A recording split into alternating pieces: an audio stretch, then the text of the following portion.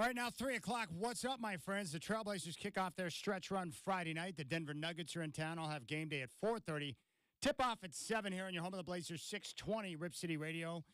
It's Trailblazer Ticket Tuesday. We have 4 pairs of tickets to give away today. Listen to us for your chance to win. We'll talk hoops with Chris Haynes of TNT at 3:20 and Ben Golliver, Washington Post at 4:20. The College Football Playoff Board of Managers unanimously approved a model that will guarantee the 5 highest-ranked conference champions in the expanded 12-team field along with the next 7 highest-ranked teams. That was announced today by the College Football Playoff Committee. And also today marks the beginning of the NFL's franchise tag window. Teams now have the next 15 days to determine which players they will tag. Rip City Drive with Dwight and Chad is coming up next. We'll also talk golf with PGA Dave at 5:20.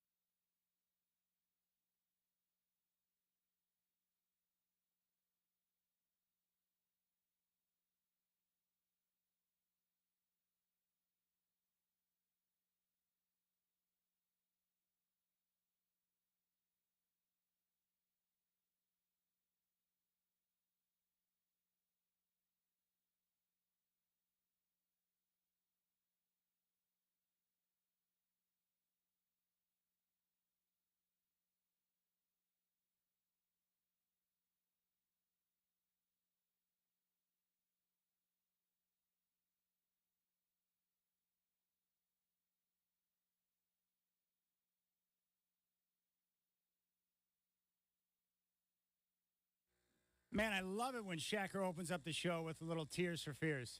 This right here, Head Over Heels, is my favorite Tears for Fears song. Love it. Absolutely love this song. Really? Awesome.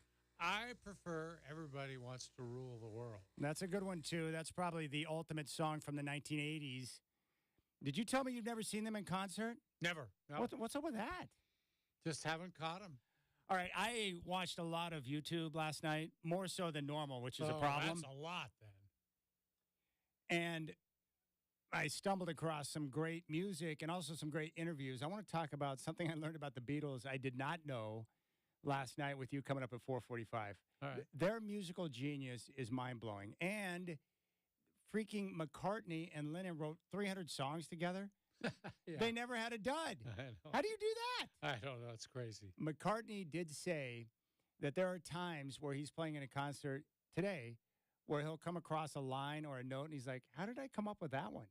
Like, even he is surprised at some of the stuff they're able to come up with. And he said he thinks occasionally, like, hey, that young 20-something was pretty good. Yeah.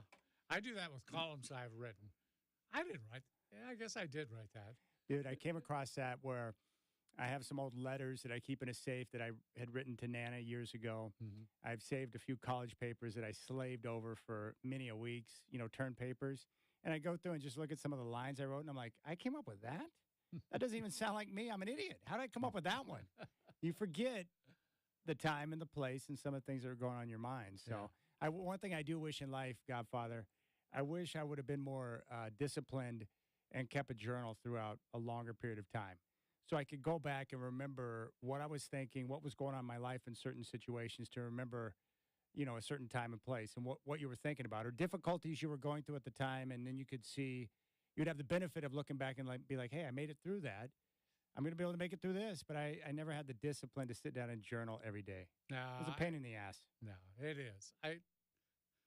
I could never do that. Just wouldn't work for me. All right. I want to talk to you about this. We got a lot of things coming up. Chris Haynes coming up at 3:20. Ben Golliver at 4:20. And then we'll talk golf with PGA Dave, our golf insider, at 5:20. So we got heavy hitters. Also, we are the Rip City Liquidators today. And I ain't joking. Yep. We have not 1, not 2, not 3, not even 4, but how about 5 pairs of tickets to give away today? 4 pairs of tickets for your Portland Trailblazers. We'll give away our first pair coming up here in approximately 10 minutes. At the end of this segment, we're going to give away a pair. So we have 4 pairs of tickets for the Blazers, and we also have a pair of tickets we'll give away at 4:45 for the Portland Golf Show coming up March 1st to the 3rd at the Expo Center. And make sure when you're out there to go check out E-Force, and they're set up with headquarters physical therapy and E-Force Sports now into golf. Alex Brink told us yesterday. So we'll give away 5 pairs of tickets a day. The first pair for the Blazers coming up here in about 10 minutes. But, this report came out yesterday from KGW, or at least that's the site I read it on, where the television ratings this year for the Blazers are down 49%. 49%. That leads the league, and there are numbers league-wide that are down as well. Yes. They're struggling in the ratings department. Some teams are up, some teams are down, and you can't just point to one thing and say, well, this is the reason why. Like the Blazers are not a good basketball team right now. They've got 15 wins here at the All-Star break. But there are teams that are winning like New Orleans or Cleveland, and they're down double digits in terms of percentage for viewership this year compared to last year. Yeah. And I think with the Blazers, it's a variety of different things. It's access to their games because they're on Xfinity, and Xfinity decided to move Root Sports to a different package that cost more money before the season began. Yeah. That's out of the Trailblazers' control, and a lot of people are like, I don't want to pay that, or they don't know that they can pay for it. They don't know how to access it. So that's an issue. The Blazers struggling right now for the third straight year in terms of wins and losses is a problem. I think the economy is a big-time factor. There's a lot of different reasons. Damian Lillard being traded and fans not having a connection to some of the new guys that are on the team. Yeah. But I think one of the biggest issues that no one's talking about, and I know this because I talk to fans, and I know how my mind works. Yeah. I am convinced that people are still watching the games. They're just accessing the games through alternate channels. Well, and you say nobody's talking about it. There's a reason the leagues don't talk about it. They don't want people to know. Exactly. They're trying to keep it a secret that a whole lot of people have found other ways to get their games. Exactly. I know of multiple European websites. A lot of them are like gambling websites that give you access to sports. They want you to go to their website and have access to the live sporting events and then place wagers. Those access points are all over the place. So you can get games for free no matter where you live, just from your computer or from your phone, and then you can push it to your television. So I think people are utilizing that. I mentioned the Jetstream TV, which a friend of mine got, and I'm like, what's that? And it gives you over 8,000 channels. You can access all the local markets in the country. So you have access to every NHL, NBA, NFL, Major League Baseball game, plus pay-per-view, all for a small price of about $24 a month. It is definitely skirting the rules to be able to access all of those events. And you mentioned this box. I don't even know the name of the box. What's this box that you were looking at today? It's called Superbox. You can Super find Box. It's being sold on Amazon. That's the name of it, Super Box? Superbox. And you pay a flat rate, $250? You buy the box anywhere from $359 to $249. Mm-hmm. I think the standard price is $249. The guy selling it for more is just throwing in some accessories of some sort. Yeah. And That's all you pay. And you've got friends or people you know that are utilizing the Super Box. Yeah. And they love it. Yeah, they do. Yeah. And my buddy that uses Jetstream he's like, it's unbelievable. There's no commitment. You can go month to month. So what he does is, during the football season for 6 months, he subscribes to Jetstream. When football season's over, he cancels the subscription. And then when football season kicks back up, he just activates it again. Mm. And that way he can access all the NFL games without paying the $400 price for the ticket. So I think people, regardless of what you think about accessing illegal streams, I think there are a lot of people who are like, you know what? I'm already paying a boatload for all these different things in my life. And cable charges, streaming charges. We just talked to the big boss here, and I said, hey, out of curiosity, what are you utilizing for your television viewing? He said Comcast.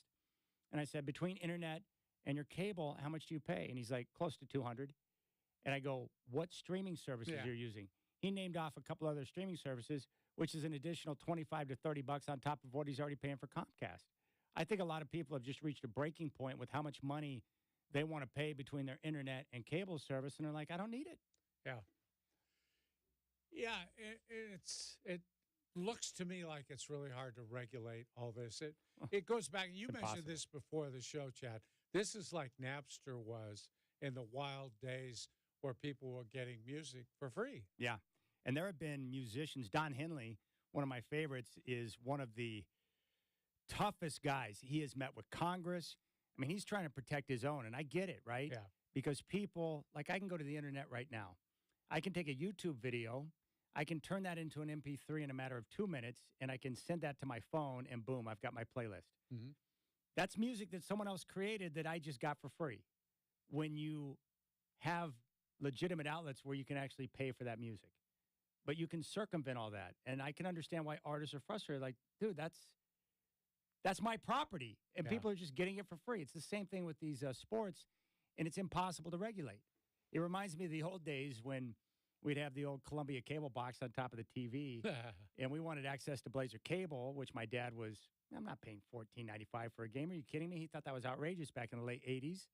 So we were jamming things up the bottom of the cable box trying to get access to the pay-per-view. And we successfully did it until the Columbia cable van showed up and knocked on the door and was like, we're noticing some leakage out here. And we're like, oh, crap, get that thing out of the box. Yeah. That kind of stuff's been going on for years, people trying to find ways to get through and get access. Yeah, my local barber used to have a guy who would sell you a box that had been tampered with, and you got everything. It was the glorious days of all pay-per-views, everything. Nothing was encrypted at all. Yeah. And the only thing you did is you keep the real box handy in case the cable guy knocked on the door, and then you run in there and switch boxes. And trust me, this was many years ago, folks. I'm not engaged in illegal activity these days. Of course not. And neither am I. This is all nonsense to me, of course. Of course. But what I'm curious about with all of you, are you using illegal streams to access your Blazer games? If so, which ones are you using? You can call 503-248-0620 or hit us up on X at Dwight Jaynes, at Chad and Rip City. My theory is, and I don't know how the leagues are going to deal with this, people using alternate streams to be able to access the games. And the problem for the Blazers, and I feel bad for them, if people are going out and accessing illegal streams to get their games, they don't get credit for it. Yeah. It doesn't show up in the ratings if you're stealing it. No. It's brutal. It is. How are the leagues going to deal with it? The problem is the internet's not regulated, Godfather. People can do pretty much whatever they want within reason. Yeah. So I think that's what's going on there. I think it's a big-time issue. There are other issues with the league and the reason why some people have tuned out. And each market's different in terms of the obstacles they have to overcome. Mm-hmm. What I'm curious about with the Blazers or any other team around the league, how many of them are paying attention to what the Suns are doing, what Matt Ishbia has done by taking his team directly to broadcast television and allowing people to access the games for free? Because it would seem to me that if you take that route, your television ratings will improve. You'll take a hit initially with the upfront money that you would get from a deal with Root or whoever. But don't you generate more of a fan base because everyone can access your games? Of course. Yeah. Yeah. You lose money in the beginning because you're not getting that big check from whoever is paying you to have the games. But over time, you have to think you're creating more fans, which eventually will put more money in your pocket. All right, let us know. How are you accessing the Blazer games? And if you don't have to put your name on it. You don't have to put your name on it, and I won't out you on air if you don't want me to. But what I really want to know is if you are using illegal streams, which ones are you using?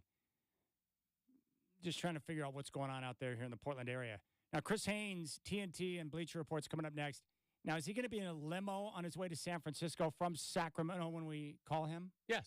Oh. Yes. Living the high life. Fine network that he works for is sending a car for him. They're calling, we'll send a car for you. I talked to him and he said, I'll be having a driver so I can talk on the phone. It'll be no problem. Dirty laundry. I love this song too. You're down with this, aren't you? Kick them when they're up, kick them when they're down. All right, Chris Haynes coming up next. You got the Rip City Drive with Dwight and Chad. And if you would like a pair of tickets for your Portland Trailblazers, well, of course, you can go to trailblazers.com for all of your ticket needs. Single game tickets are on sale now. Tickets are available for the game coming up on Friday against Denver. So you can always go to trailblazers.com for your ticket needs. But right now, we got a pair of tickets, and this is for the game Friday night against the Denver Nuggets. Call now. Good game. Big time. 503-248-0620.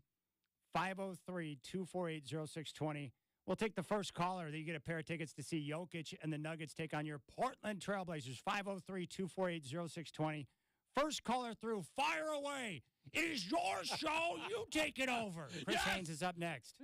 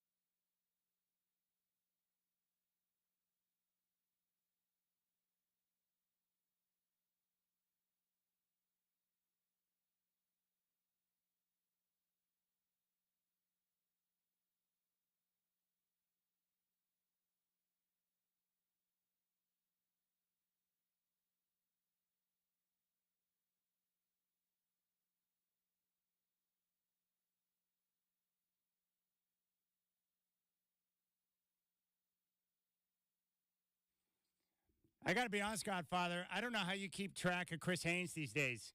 I love Haynes, but he's so big time right now that he's living a different life than we are.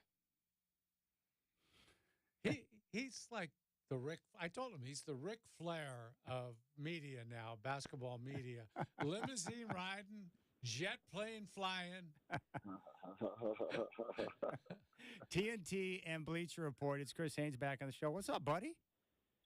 Gentlemen, how you doing? Have y'all been able to get a little break here and there? Yeah, the All-Star break for both of us is great because you know the grind of the season when you're covering game after game after game, like getting a few days off to just rest and spend some time doing whatever you want and with family. It's nice. What about you, man? You enjoy the break? Break? I'm trying to figure out what that is. Let me see. I got home late last night, and so tomorrow I'm leaving for the Bay Area. I got the Lakers Warriors game Thursday night for TNT. So I get about a day and a half break. But you know, everything was cool in All-Star. Indianapolis. I'm not a fan of the weather, obviously, but that's one city that really knows how to host big events. Yeah. So they did a really good job. Yeah, they do it with the NCAA tournament, with the NFL Combine, with the Super Bowl. Yeah. Like they're dialed in on that now.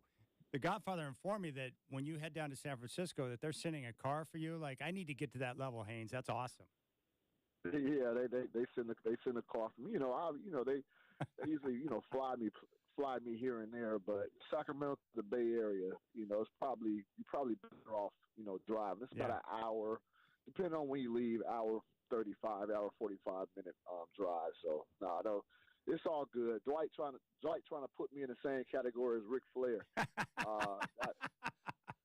That's not that's not adequate right there. Oh, come on. Hey, you were talking. You got a Thursday game. You like working with that Tuesday crew or the Thursday crew the best? That's a great question. I would say, you definitely like, talking with like pregame. So pregame that Thursday, I'll be doing a hit with Ernie, Chuck, and them. It's always great and iconic when you get to have some banter with those guys. But for the most part, my job, it doesn't really matter if it's Tuesday or Thursday. I still have to, do my sidelines job, and that's not predicated on, who's in the studio booth, because I don't talk to them every game that I roam the sidelines. So, but for sure, like getting a chance to go back and forth with Chuck and Shaq and them and Kenny is pretty cool. And the one thing about them is like they can tell you, the producer can tell you like what they want to talk about, but you really don't know what they're going to talk about until you're live on air. Yeah. With those guys. That's great. It's Chris Haynes, TNT and Bleacher Report with us here on the Rip City Drive. Adam Silver appeared to be a little frustrated with how the game played out, with the lack of defense and it being the highest scoring game of all time. But what was your take on it? Do you think the game needs changes? What did you think of the way it played and the way the guys competed? Does the game need changes? I mean, I think, yeah.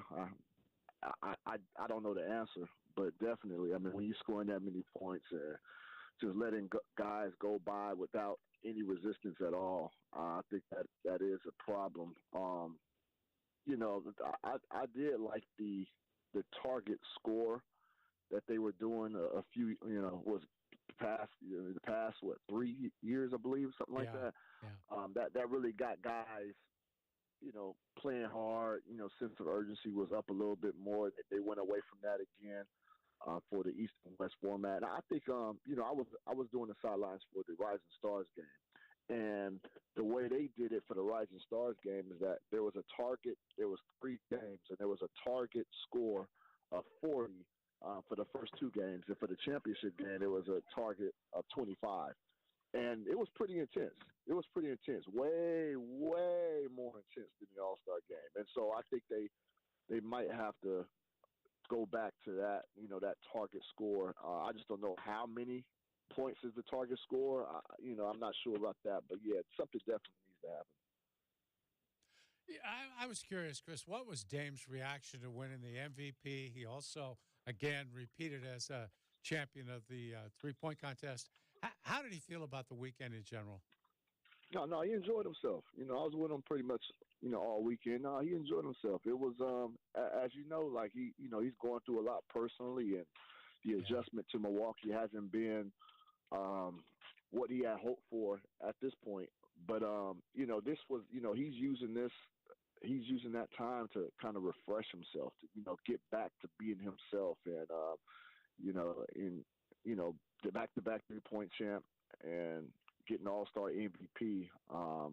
There was a comfort there. There was a joy there present. So he's hoping to carry that into the second half of the season. And so but he was definitely. And then there's other things as well. There was a little rift between the Bucks and the Pacers. I don't know if you guys are familiar with it, where it seemed like the Pacers confiscated Giannis's ball after he had a career high.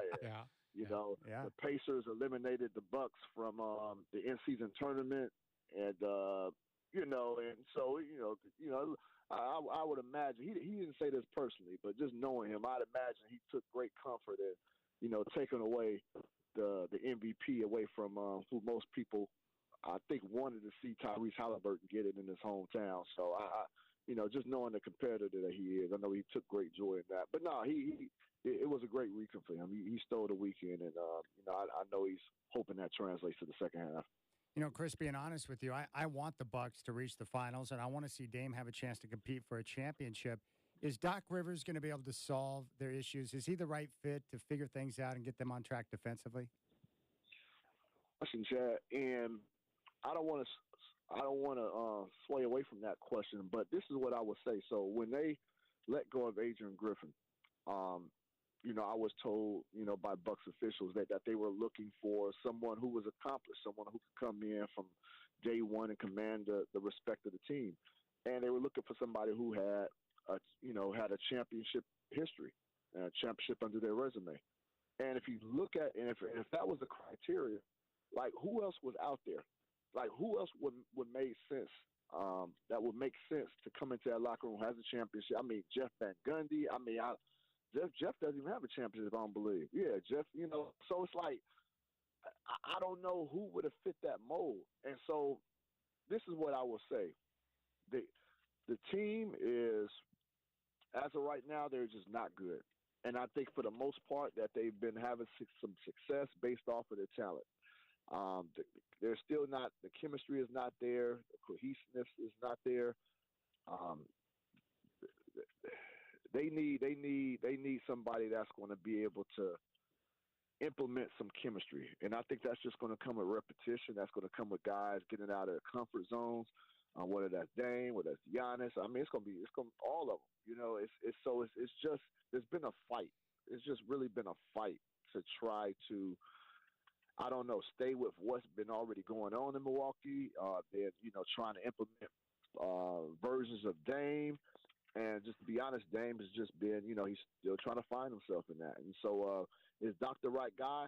I think out of the guys and the coaches of a certain caliber that the Bucks were looking for, I think Doc fits that. Can he get them to where they need to be? That remains to be seen, because it's what's been going on so far. Again, they've won some games, but you could just see that there's just a lot that needs to get done. I'm curious, Chris. You know Dame better than anybody does, I think. And, he's in this awkward position in Milwaukee where he was the major change that they made this year to help them get further than they've been getting in the playoffs.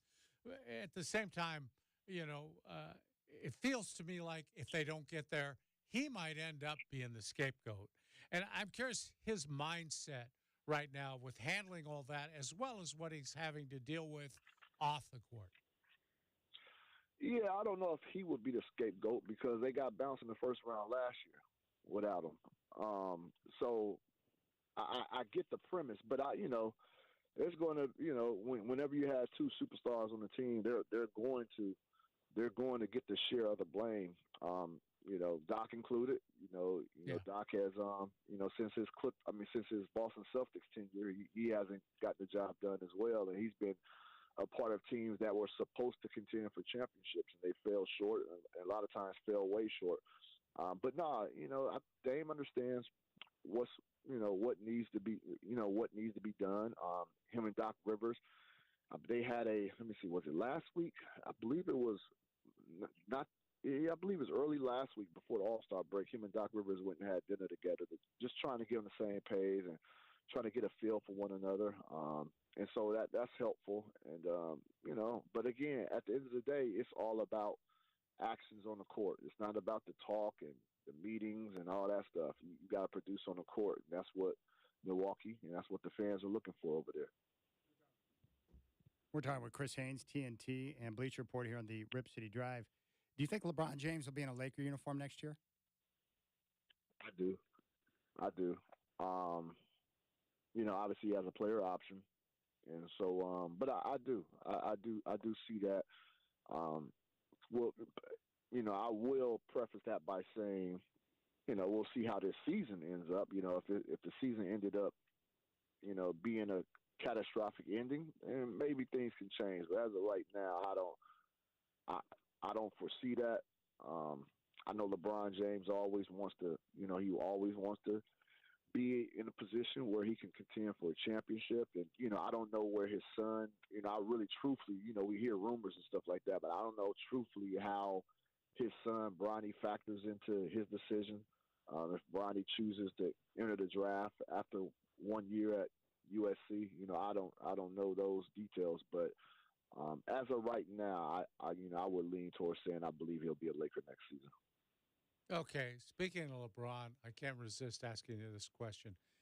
They asked him if he wanted a victory tour, so to speak, on his last, retirement. I saw didn't you tweet about that? Some Godfather, didn't I see you trolling out there on social media not too long ago about that? I appreciate you following me and analyzing my tweets as well as you do. But, yeah, I found it a little hard to believe that he said he doesn't like praise. I mean, with the tattoo on his back about being the chosen one and putting the imaginary crown on his head whenever somebody talks to him, is that correct that he doesn't like praise? You give me your honest opinion. I think to a certain point, all of us like praise, guys. Well, you know what I mean? I don't think he's on an island by himself. I think we all like praise. Some get it more than others. I would like to get a little bit more. You know what I mean? You're going to always get it on this show, I'll tell you that. You don't have to let him talk to you that way, Chris. You don't have to let him do that to you, man. You know the Godfather. He's crazy. That's the Godfather. And I also saw a Godfather. I don't know if you guys talked about this, but, it's funny because Godfather tell you this. So about a few months ago, I text Godfather because I read this story. I remember Godfather when I first moved to Portland years ago. Godfather used to tell me about the wrestling circuit back in the day. I was a big WWF follower in the 80s and in the 90s. I lost track probably early 2000s, but I didn't know about the smaller circuits back then. I heard about it, and I didn't know about Portland's history. So anyways, 2 months ago, I found this wrestler, and I'm like, hold on, a wrestler last name Haynes, man, is he kin to me? And so I sent this wrestler. I found out who he was. I'm like, okay, well, different shade, so probably not kidding to me. But I sent him to the Godfather. I sent him to the Godfather. I was like, hey, is this it was Billy Haynes, I believe his name is. Billy, is that his name, Godfather? Billy Jack Haynes. Yes. I said, Godfather, give me the 411 on this wrestler. I never heard him before. And then Billy Jack Haynes in the news last week. So, Godfather gave me the 411 on this guy before things got really serious and pretty bad with the guy. Well, so, he's no kin to me, for sure. No, I'm pretty sure there's no relation. Well, what does your middle initial B stand for? That stands for my dad. My dad. My middle name is my dad's first name, Bruce. All right, Christopher Bruce Haynes. That's a wrestler name right there. Not Billy. Not Billy. No, if you were white, we could go Billy, but we can't go Billy. With your shade. No. I don't condone what just occurred. Well, that's nice of you. Hey, Chris, do you have any thoughts on the Blazers with their three-guard situation with Ant, Scoot, and Shaden? How do you think they'll resolve that moving into the future? I've been looking. I've been watching that. Monitoring a little bit closely. I think definitely they want to highlight Shaden for sure. They definitely want to see what he can do in large doses of minutes. How that's all going to play out, I don't know. But this is what I would say.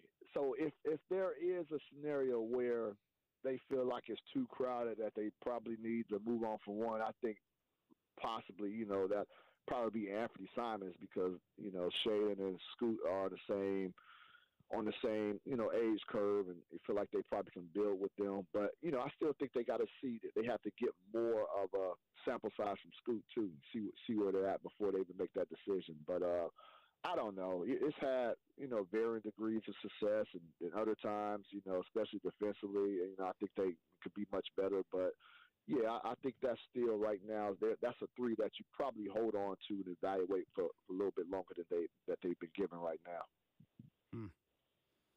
All right, Chris Haynes, TNT and Bleacher Report. He'll be on the broadcast tomorrow as we kick off the stretch run in the NBA. Chris, always appreciate. Will be Thursday night. Oh, tomorrow's Wednesday. Today I'm is sorry. Tuesday, correct? Yeah. Hey, I'm off on my days as well. See, listen. Let me tell y'all real quick. I know y'all going to commercial break. I talked to Godfather before the break. Yes. And I'm telling them I got to drive.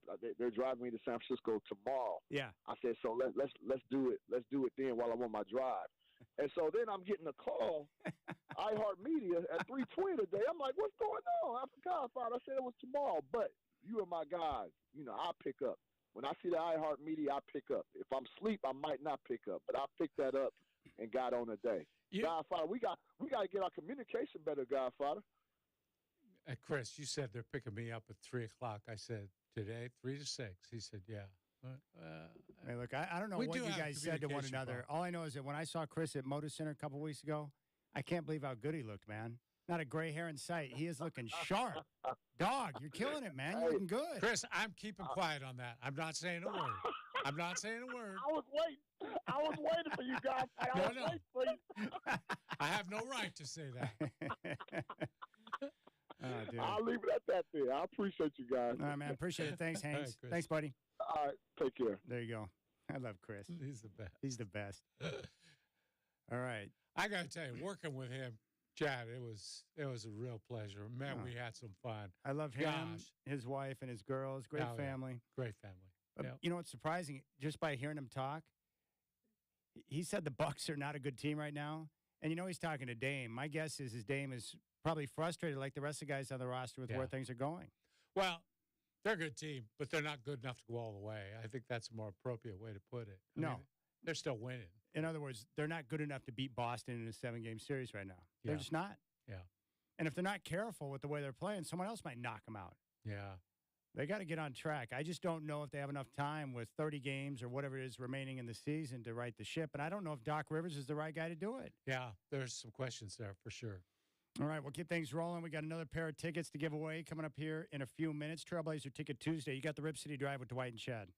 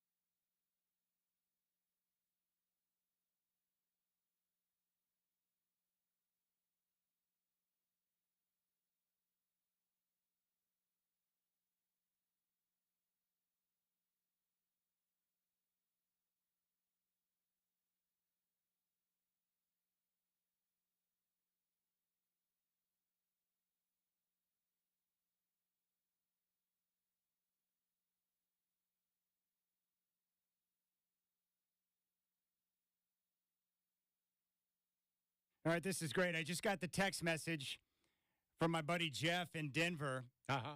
He got his picture that Abby, the sports artist, made for him, the Floyd Little painting. And he said, "This is awesome, Chad. Thank you so much. It's going to fit perfectly in my Broncos fan cave."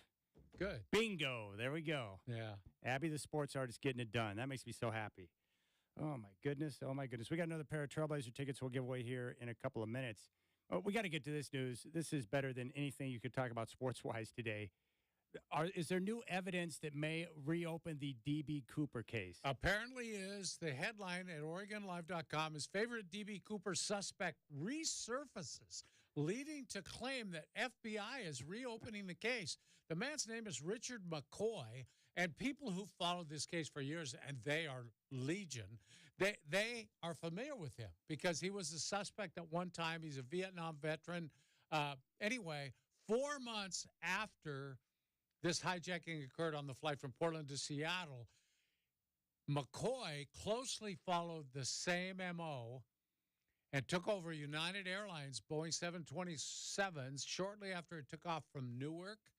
And he was caught and put in prison, escaped from prison, and was killed in a shootout. But here, a tabloid publication published this, so I guess you take it with a grain of salt since it was The Sun. But over the weekend, they reported that the FBI has quietly reopened the D.B. Cooper case and is focusing on McCoy. In the article, McCoy's son, Rick, said he has turned over to the FBI an old parachute found in his late grandmother's house and provided agents with a DNA sample. The FBI, which closed the D.B. Cooper case in 2016, did not immediately respond to a message from the Oregonian Oregon Live for comment. Fascinating. And, of course, for those of you who don't know, D.B. Cooper is the famous hijacker who took off on a flight back in 1971 on November 24th. Yes. From Portland to Seattle. He claimed to have a bomb in his attaché case. They landed in Seattle. The plane refueled, and he demanded $200,000 ransom. They let the passengers off, by the way. It was just him, the flight attendants, and the pilots. And then they took off again. That's right. And on his way back towards Southwest Washington, he jumped out of the Boeing 727 with a parachute and the $200,000 in cash. And they found the parachute, but no body. And later on, there was some of the $200,000 discovered buried in sand on the banks of the Columbia River, but no evidence of D.B. Cooper ever. And, of course, the FBI was like, "Oh, yeah, we don't think he survived." Well, sure you don't, because no one wants to admit that he got away with that, but I've always thought that he got away with it. I went to a escape room in Hazeldale with my mom and dad and my daughter, and the escape room was built around D.B. Cooper. And so we had clues in a full hour to discover where the hidden cash was, or we would blow up by a bomb that D.B. Cooper had put into place.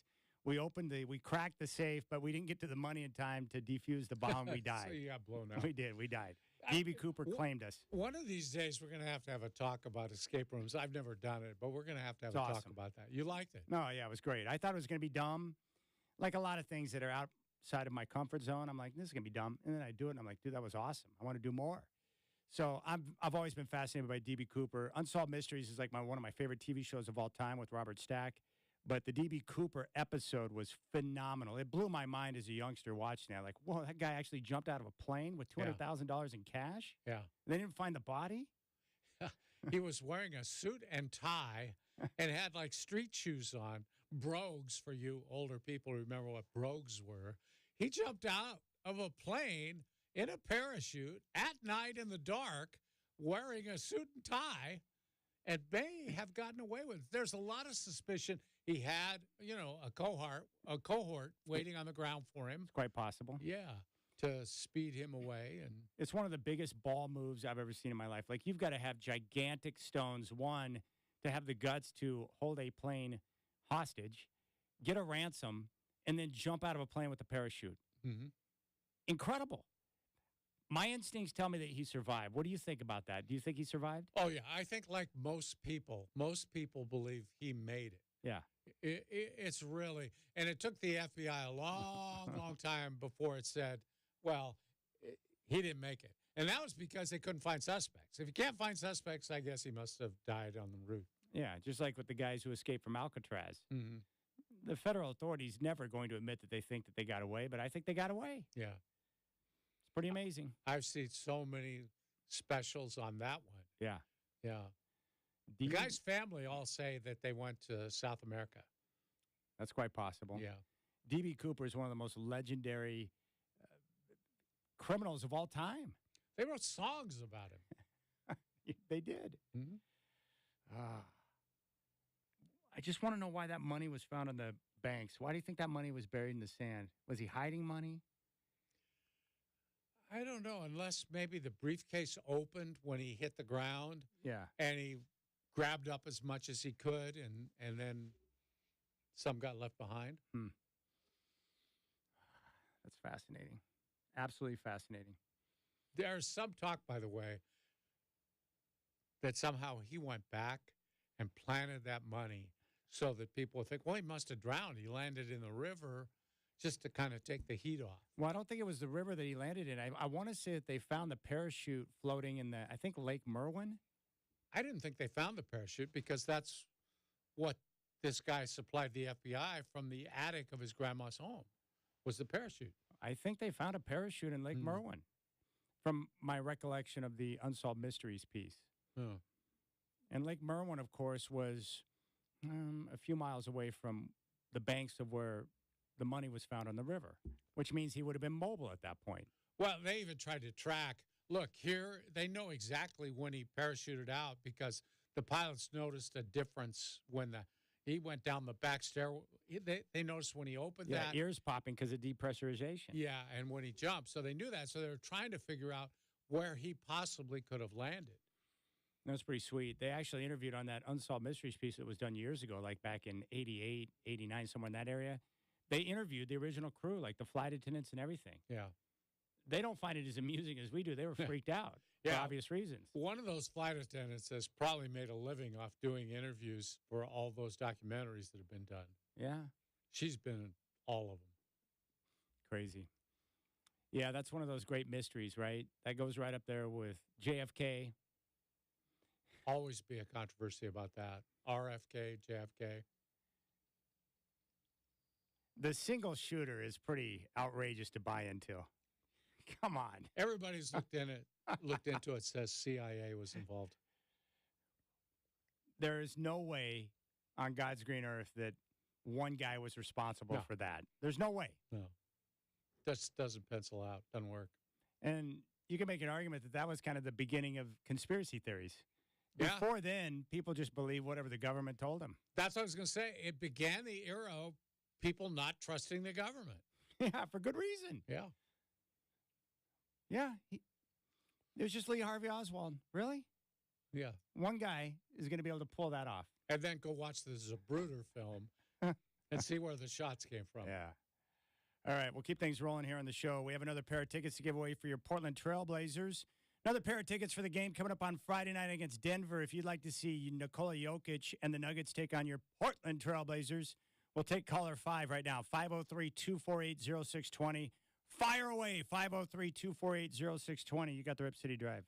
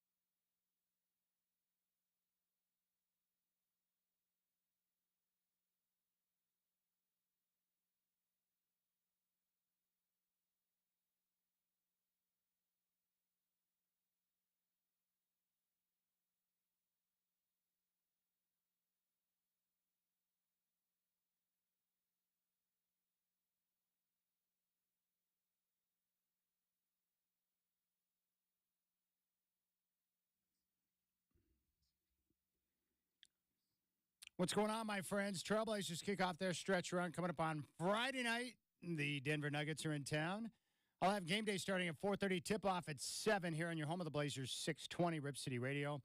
It is a Trailblazer Ticket Tuesday, and we've got 2 more pairs of tickets to give away. All you have to do is listen to us for your chance to win between now and 6 o'clock. From college football, the College Football Playoff Board of Managers unanimously approved a model that will guarantee the 5 highest-ranked conference champions in the expanded 12-team field along with the next 7 highest-ranked teams. That was announced today, and the NFL 15-day window for the franchise tag opens today. That is the first significant day in the NFL's offseason. More of the Rip City Drive coming at you in just a couple of minutes. Ben Golliver going to join us at 4:20.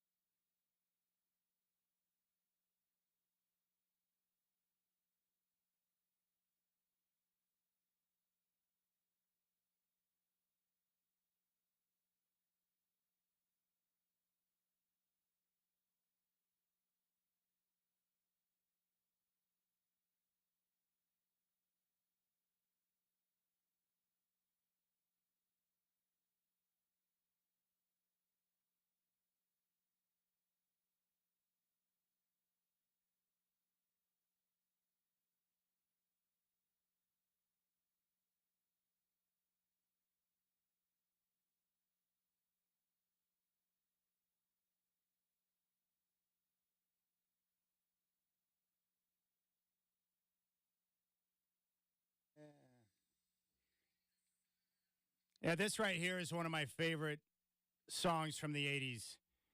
The System, Don't Disturb This Groove. That's a great slow jam right there, Godfather. Yeah.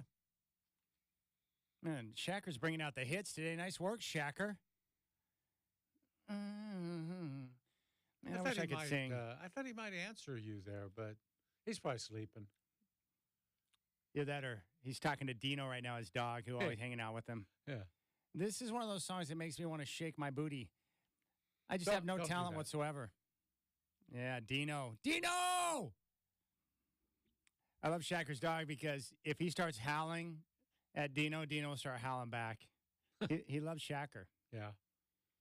All right. Ben Golliver, Washington Post, going to join us at 4:20. We're bringing out the heavy hitters in the NBA today, so we'll talk basketball with Ben Golliver. Big thanks to Chris Haynes for joining us. And our good buddy PGA Dave going to stop by and talk some golf at 5:20. It's been a while. Great show today. I'm looking forward to talking some golf. Charlie Woods is one of my favorite golfers. He's only 15 years old, and I'm anxious to see how things develop over the next 3 years because it won't be too long from now before he's walking the fairways at the Masters and other major tournaments, which is going to be fun to watch.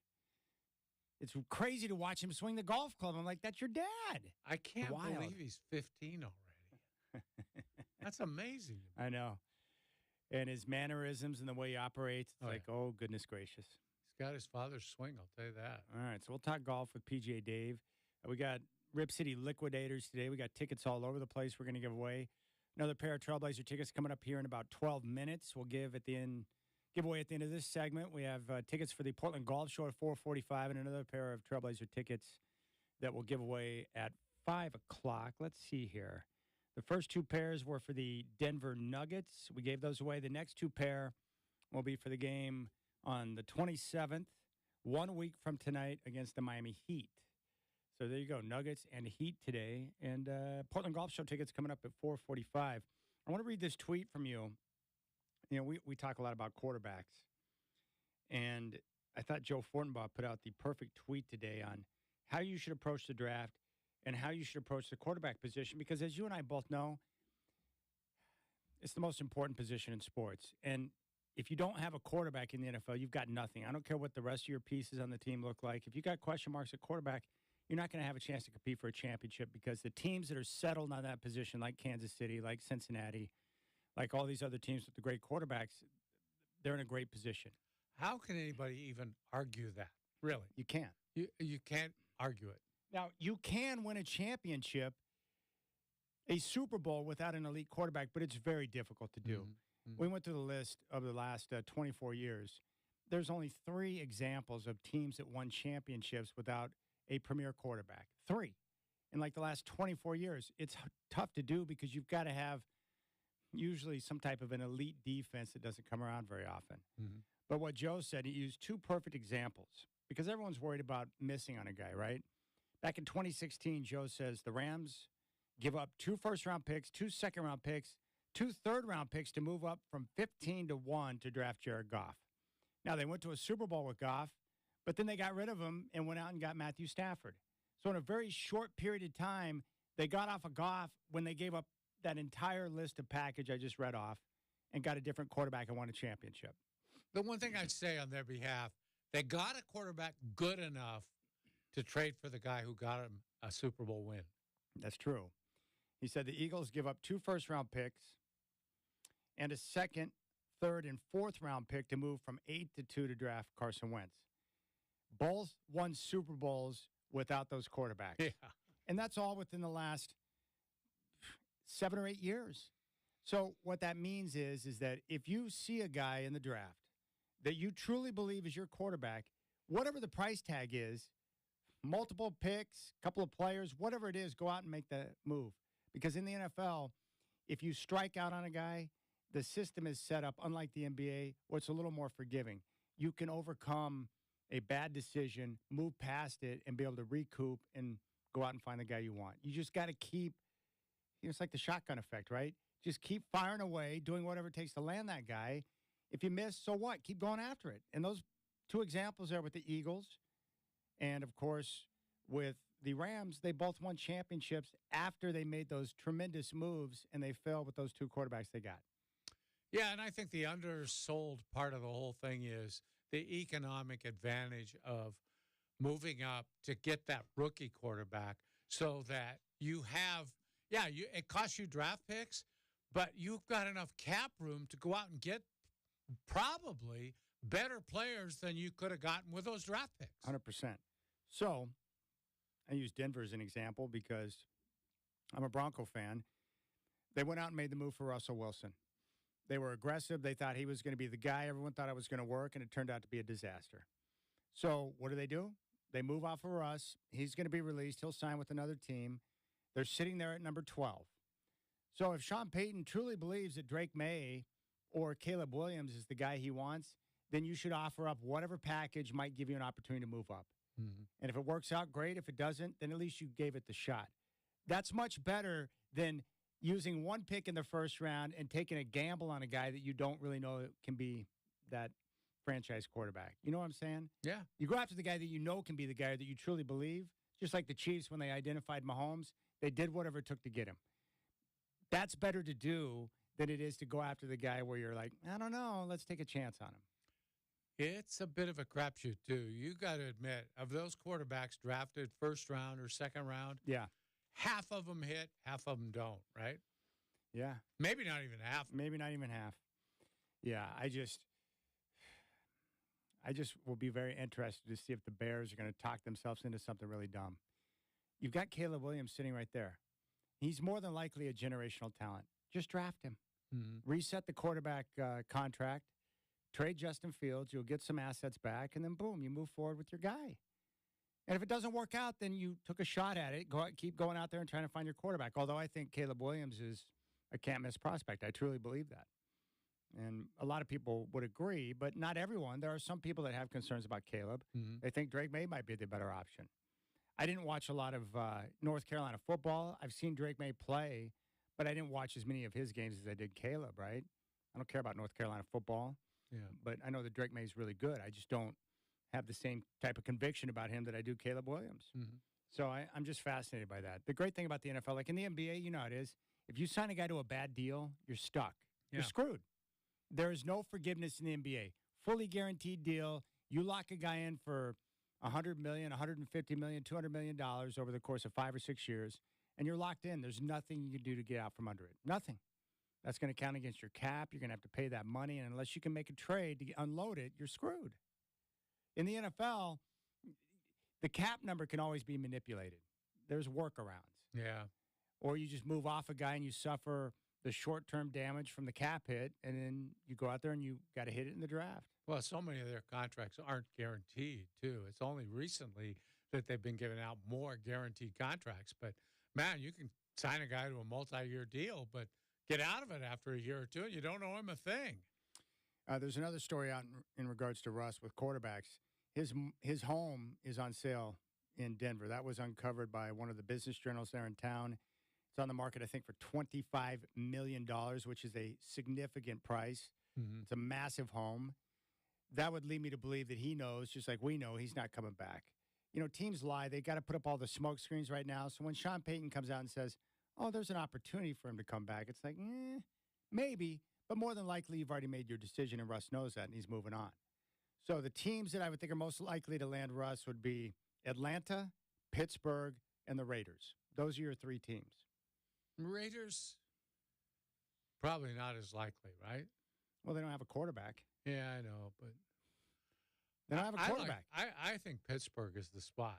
I'd be real interested to see if he landed in Pittsburgh. Yeah, that would be good. Obviously, it's a franchise that does things a certain way. They're well run. I think the Raiders are a possibility because the Raiders, for years, they've always been known as a franchise that will take on reclamation projects. They'll bring in the vet that everyone thinks is done and try to help them discover new life. They've done that over the years for a long period of time. Maybe the idea of going up against Sean Payton's appealing to him twice a year. And then obviously Atlanta. I think Atlanta is looking for a quarterback as well and, could have interest in Russ. The advantage for Russ this year for the team that signs him, you can sign him for a cheap price because the Broncos are paying him out big money. Mm-hmm. So he's still getting all that cash from Denver. He can sign a veteran minimum type deal. Yeah. And you're paying nothing for your quarterback spot to bring in Russ and see how it works for a year. And then you can make a decision from there. I see Russ now at this stage of his career kind of a bridge quarterback. You bring him in, you can draft your new quarterback, and then he can sit for a year or two while Russ is playing at a cheaper cost because Denver's still paying him out over the next couple of years at huge money on the contract because that was, pretty much fully guaranteed. Huge money. So that might be appealing to a team. Say, hey, we can take a flyer on Russ. He's not washed yet. We can bring him in. Mm-hmm. He had a decent year in Denver. It just didn't work chemistry-wise between him and Sean Payton. And, Russ, the challenges with bringing in a guy like Russ is that he's a superstar. So you bring that in, and your team's going to get a lot more attention than you would otherwise if you had Desmond Ridder running your team. Yeah, and you're going to have to play his style of football, too. You're right. You can't run the Sean Payton system. You got to run an offense that will allow for him to get out and improvise and be able to create. Yeah. His greatest skill is improvisation, I think. Absolutely. But if you want a guy that's built on timing and accuracy and running the system the way you want, then he's not your guy. Yeah. And that's why Sean Payton is moving on. It's just not a good fit for scheme. And for that price, when you're paying a guy that type of money, $50 million a year, if you're not getting the return on your investment, he's not a fit for what you want to do, then it probably is best to move on. Yeah. I can't imagine having $25 million into a home. $25 million, Godfather, for a home. That's some big-time cash. Yeah, well, he didn't pay cash for it. No. I'm sure he financed. Probably. And by the way, Sierra's still spectacular. Yeah, and they have 4 kids, did you tell me? I think 4 now. 4 between the two of them, and I think she had a son who's a little bit older. Oh. Yeah. Russ was at the All-Star Weekend. I didn't recognize him at first because he got a buzz cut, but his son was there getting shooting instruction from Steph Curry on the court. And Russ was filming it, yeah. It doesn't suck to have access. Hey, Dad, can I go meet Steph? Yeah, I'll make that happen for you. Check out the YouTube page right now.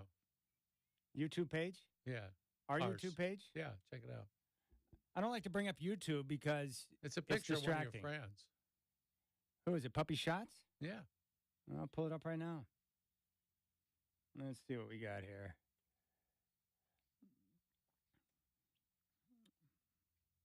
All right.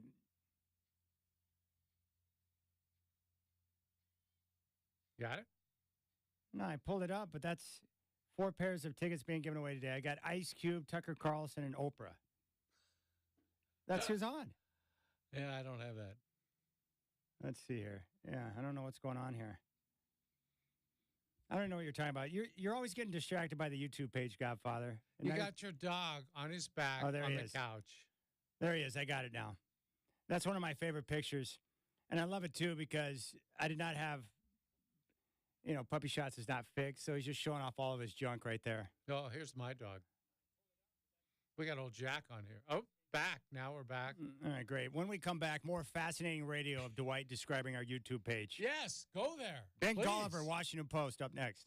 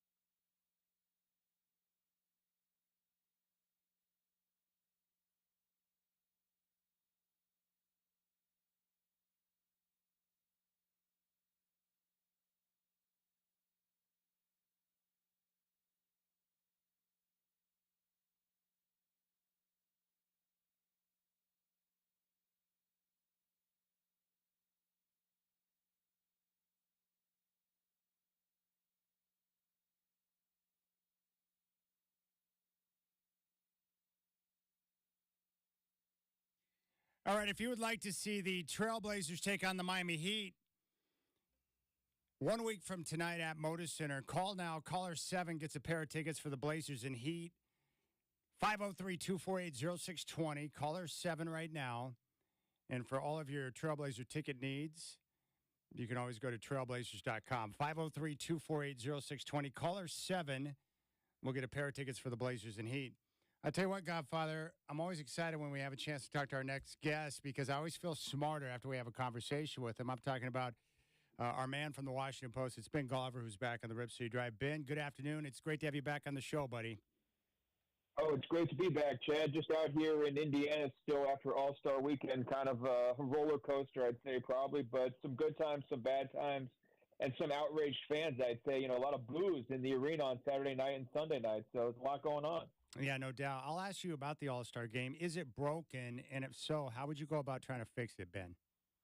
Well, it's definitely broken. These last couple have just been terrible, and I think one of the biggest losers of the weekend was NBA Commissioner Adam Silver, Chad, because he told us for 6 months that they were going to make it better, that the players were going to try hard.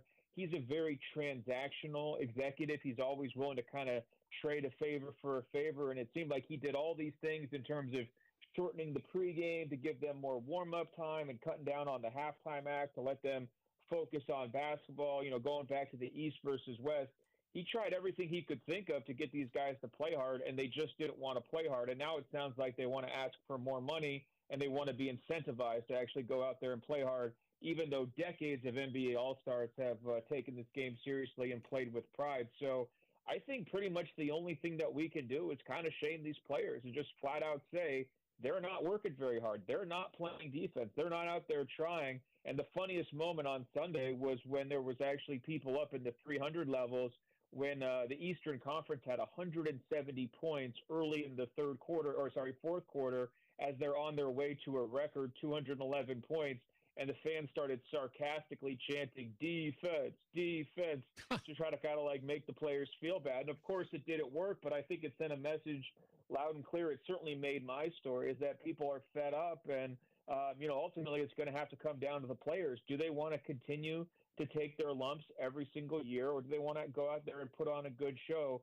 It felt like they enlisted all sorts of NBA legends to try to tell them to step it up and play well with these TV negotiations still kind of hanging over the league, and the guys just didn't do it. So they're the ones that bear the blame. Hey, Ben, how did it morph into this? Dwight and I were trying to figure this out yesterday. When did it become a game where no defense was played, no resistance? How did it get to that point? I think it got to the point when all the off-court stuff got so lucrative that it no longer needed to be a platform, the actual game, for these guys to show what they're capable of doing. Take Damian Lillard. I mean, he won MVP. He's hitting half-court shots. He's arguably the best player on the court on Sunday, but he's also launching like 4 different products over the weekend because it's become this big business complex. It's become this thing where if you've got a watch deal or a sneaker deal or whatever, you're doing all that business simultaneous to the game, and so the game is just not the priority for these guys. And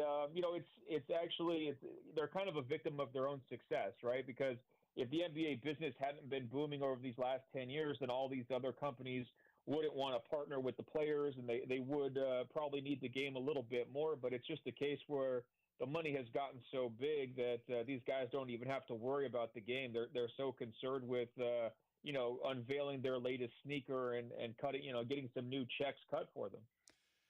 Ben, speaking of kind of dark clouds for the league, television ratings are down, and this is a time where they're trying to get together on a new TV deal long-term for the league. And at the same time, the announcement here locally that the Blazer TV ratings were down 49% this year over last year. And I'm curious what you see about that, and then what you think as these regional sports networks collapse around the country, what you see with the Phoenix model of just putting it on over-the-air television. How do you see all that? Yeah, I mean, Dwight, I can't imagine putting a bad team on an impossible-to-find channel at an extra price was going to lead to bad TV numbers. I'm just stunned that business plan didn't work out for anybody. It's kind of unbelievable, right? Here's the thing. I mean, I see a big picture problem for the NBA, number one, in terms of the TV ratings. This is more national than local. Mm-hmm. The problem, and Adam Silver said it on Saturday, fans want competitive games. They don't necessarily want high-scoring games. He's 100% right on that. But what he needs to do is take the next step in the logic and realize if you're in the middle of a scoring boom and you've got, 200-point All-Star game, you've got teams scoring 140, 150 points pretty regularly during the regular season games, when you've got Joel Embiid and Luka Doncic in the same week going for 70-plus, 70 used to mean something in the NBA. That used to be like a once-in-a-decade type of thing. Now it's happening twice in 1 week.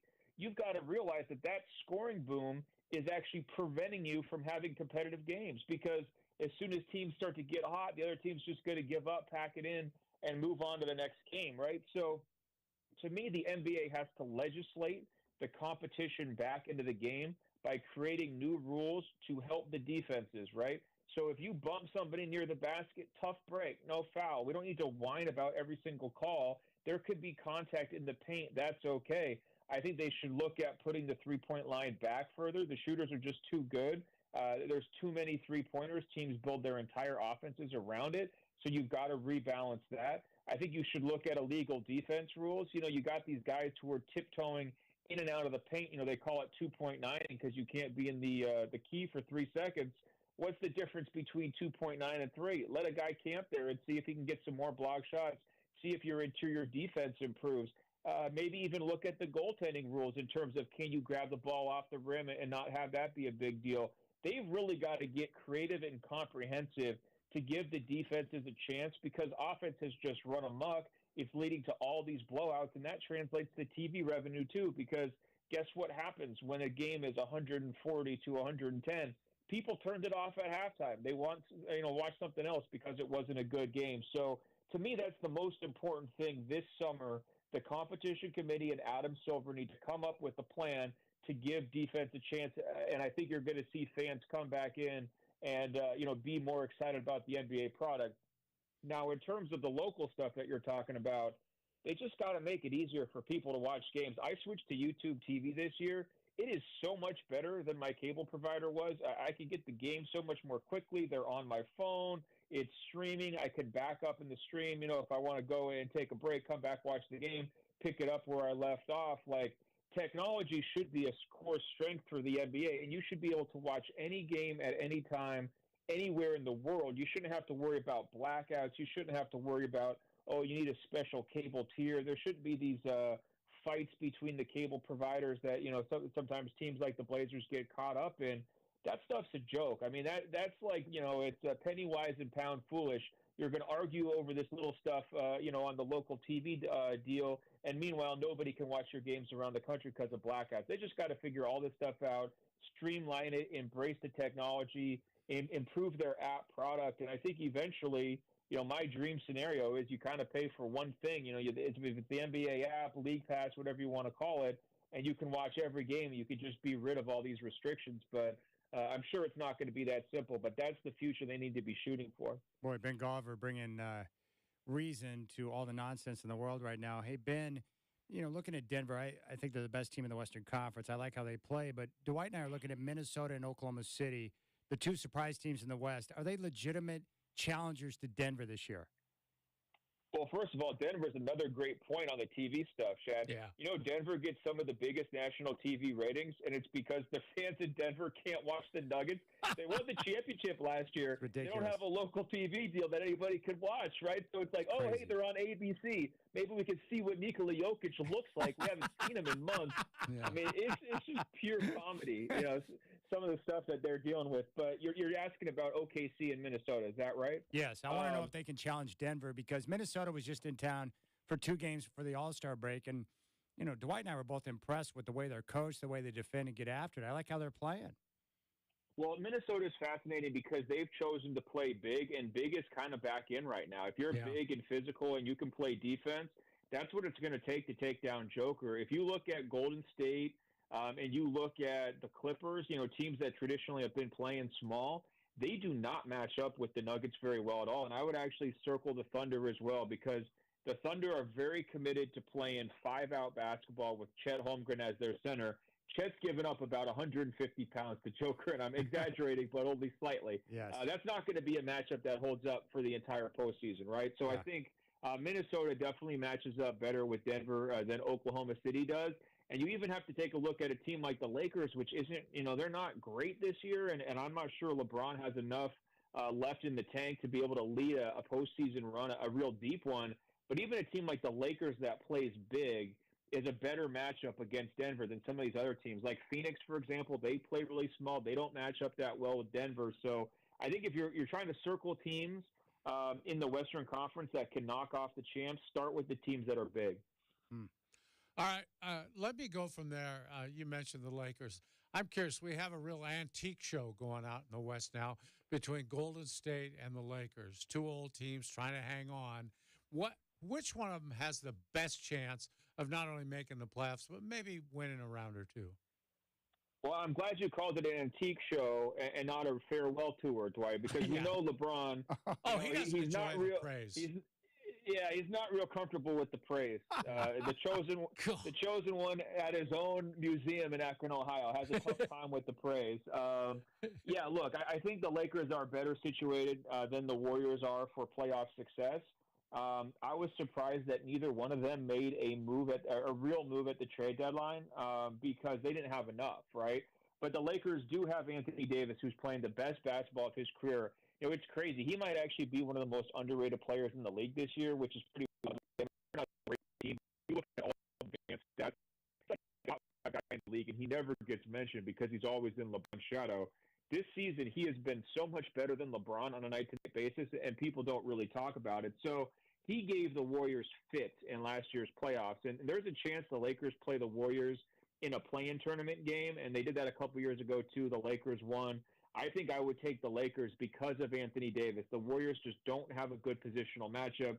They're playing super small this year, especially recently with Draymond as their center. And I think that can be a gimmick that works for you during the regular season, but I don't think it's going to carry you through the playoffs. We're talking with Ben Golliver, Washington Post. I mean, you're still there in Indiana, but how cool was it in person to see Sabrina Steph? Oh, it was great. Well, here's the thing, though, guys, because I was in Iowa on Thursday night, so I got to see Caitlin Clark go for 49. What? So you did? Yeah. How great was that? I did. Well, that's the thing. I mean, after that game, I was thinking, I'm playing with house money. Do I really want to drive through the snowy blizzard to go to an All-Star weekend, or should I just fly home and call it good because I got to see the best show of the entire week? Caitlin Clark's phenomenal. What Sabrina Ionescu did there with the 7 straight to start that competition was amazing. I mean, she really pushed Steph to the limits. He had to hit 9 out of 10 to close it out. So I think the long story short, that event is here to stay. They're going to bring that back next year. I'm sure they're going to do kind of a rematch, maybe make it 2-on-2. Yes. I wouldn't be surprised at all if Caitlin Clark actually is a part of that competition next year, which would be so great for her, be so great for the league. But these ladies can shoot. There's no question about it. I mean, they're incredibly, incredibly talented players. And for Caitlin, I mean, even LeBron said it. The one thing LeBron said on Sunday that I agreed with is that, when she's on the court, there's nothing you can do defensively. I mean, she just has a counter to everything. She's efficient around the basket, gets to the free throw line, tough as nails, range out to 35 feet. I mean, you could try to double team her. She leads the country in assists. Like, what are you going to do? And I'll tell you this, she also leads the country in passes that bounce off her teammates' hands and go out of bounds because she throws these dimes that nobody else sees, and then, it's a little bit too late and somebody, fumbles the pass or whatever. When she starts to get surrounded by professional talent in the WNBA, I think her career is going to take off even more. I've heard so many people say about Caitlin Clark, there's going to be this adjustment period from the college to the pros. There always is, right? Nobody, besides Magic Johnson, you don't come in and win finals MVP your first year. It just never happens, right? But she is going to be incredible as a rookie in the WNBA, and her career is just, the sky is the limit. All right, Washington Post, Ben Golliver here on the Rip Show. Ben, dude, really appreciate the time, man. You do such a heck of a job, and I can't believe you got to see Caitlin Clark. That is awesome, man. I love that. And I know you appreciate the game so much, so for you to be able to see that moment, how big that was, that's cool. You guys still there? Yeah. I just think it's cool you sorry. got to take that in because you love basketball so much, so to see that moment had to mean something to you, man. You're everywhere, dude. That's great. Well, here's the thing, Chad. I mean, her fans were showing up 2 hours early to that game at Iowa. Wow. They have ticketed seats, so it's not like they're rushing in to like grab a seat, right? Like they already know where they're going to sit. They just kind of like want to prove their devotion to her. It was 32 degrees outside. They're standing in line outside the building just to get in, and not that she set the all-time scoring record, but she decided to have a career high, a program record, and an arena record all in the same night. She's just going absolutely bonkers. It was like a religious revival. I mean, it's the only thing you can compare it to, And you look around the gym, not only is everybody wearing that number 22 jersey, but the coolest part is I probably saw 75 autographed jerseys because all these kids have been going to her game after game after game for these last 4 years, and she spends so much time kind of nurturing that next generation, taking photos, doing the selfies, giving her shoes out, signing jerseys. So, I mean, she's created this incredible community in Iowa that's really, turned her into a global star. And the sky's the limit, like I said, because when she hits the WNBA, I think she's going to have that same type of phenomenon. Well, have a safe trip back to L.A., buddy. Thanks for your time, man. We'll catch up soon. That was awesome, Ben. All right, guys. I don't do so well with the praise, but thank you, Chad. Thank you. Well, we won't give it any more then. All right, Dwight. Take care, man. Oh, you got to love that. In fact, let's bring it up.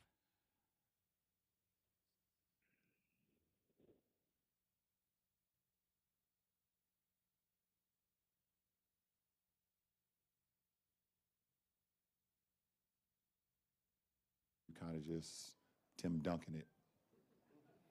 I'm 50-50. I'm going to be honest because there's times where I feel like I guess I owe it to my fans that's been along this journey with me for 2 decades plus to be able to give them that moment, whereas every city and whatever the case may be, and, they give you your flowers or whatever the case may be, and that seems cool. But the other side of, I've never been that great with accepting, like, praise. Okay, that's one of the biggest all-time lies in sports history right there. He's never been that great with it. And he's 50-50 on a farewell tour, my ass. LeBron James is definitely, it's going to be the most ridiculous thing you've ever seen in your life. His farewell tour will be, it's going to be unconscionable how awful to take it in. I thank Ben. I had forgotten all about that he opened up his own museum of himself in Cleveland. Yeah. The same guy that opened up his own museum, which no one does, but he did, is uncomfortable with praise. And it's 50-50 on whether or not he wants a farewell tour. There's no way LeBron's going to pass up on a full year of people kissing his ass on his way out the door. There's no way. Yeah, LeBron, you're right. Great basketball player, but he's a fraud. And he just lied his ass off. That is flat out lying your ass off right there. It is. 50-50 on a farewell tour. Liar. I don't know how in the world he expected people to receive that, but they didn't receive it the way he thought. I would make the argument that I've never come across an athlete that accepts praise better than this fool right here. Yeah. He always wants more, it looks like. And what's lucky for LeBron is he's got plenty of people in the media to just wash his balls constantly and just take in everything he says. Oh, that sounds so good. And one time I'd be like, dude, what are you talking about, man? You're 50-50 on a farewell tour? Are you serious? It'll be a farewell tour like no other. Wait. It'll be insufferable. I know that much. I wouldn't be surprised if he scheduled a parade in every city he visited just so he could wave to the crowd. Oh, gosh. The only thing good about that farewell tour is that he'll be gone after it's over. That's going to be great. Finally, right at the end.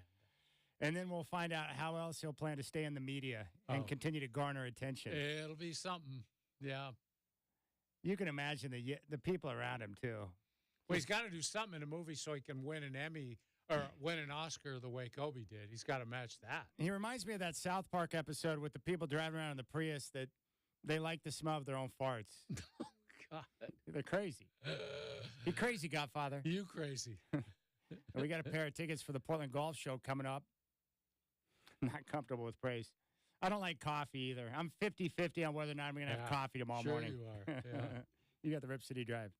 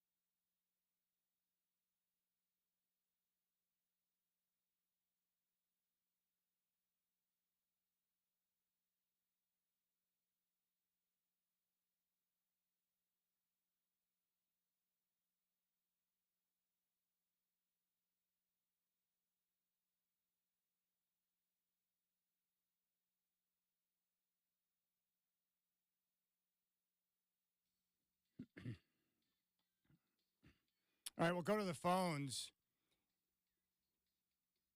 I really want to talk Beatles, but I'm going to go to the phones and honor the people. Yeah, good. 503-248-0620. We'll give away a pair of tickets for the golf show coming up here in just a moment. So all you have to do is listen to us for your chance to win, and then we'll have another pair of tickets for the Trailblazers and Heat coming up at 5 o'clock. 503-248-0620. Nice to hear from Ben Golliver. Great. I like that he's willing to crack on LeBron with all this bull crap. It's really nice. It made me very happy.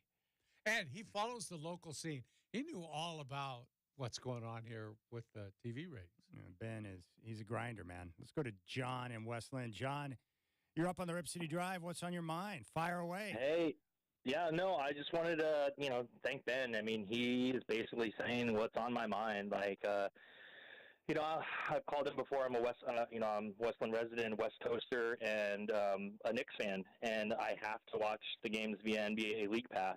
And I wake up in the morning, Trailblazers versus Knicks. I'm super happy. I'm ready to go. I'm tweeting you, tweeting Alan Hahn, getting ready to go. The game comes on. I go, what's going on? I come blacked out. Okay, well, of course I can go on to local broadcast and watch it. No.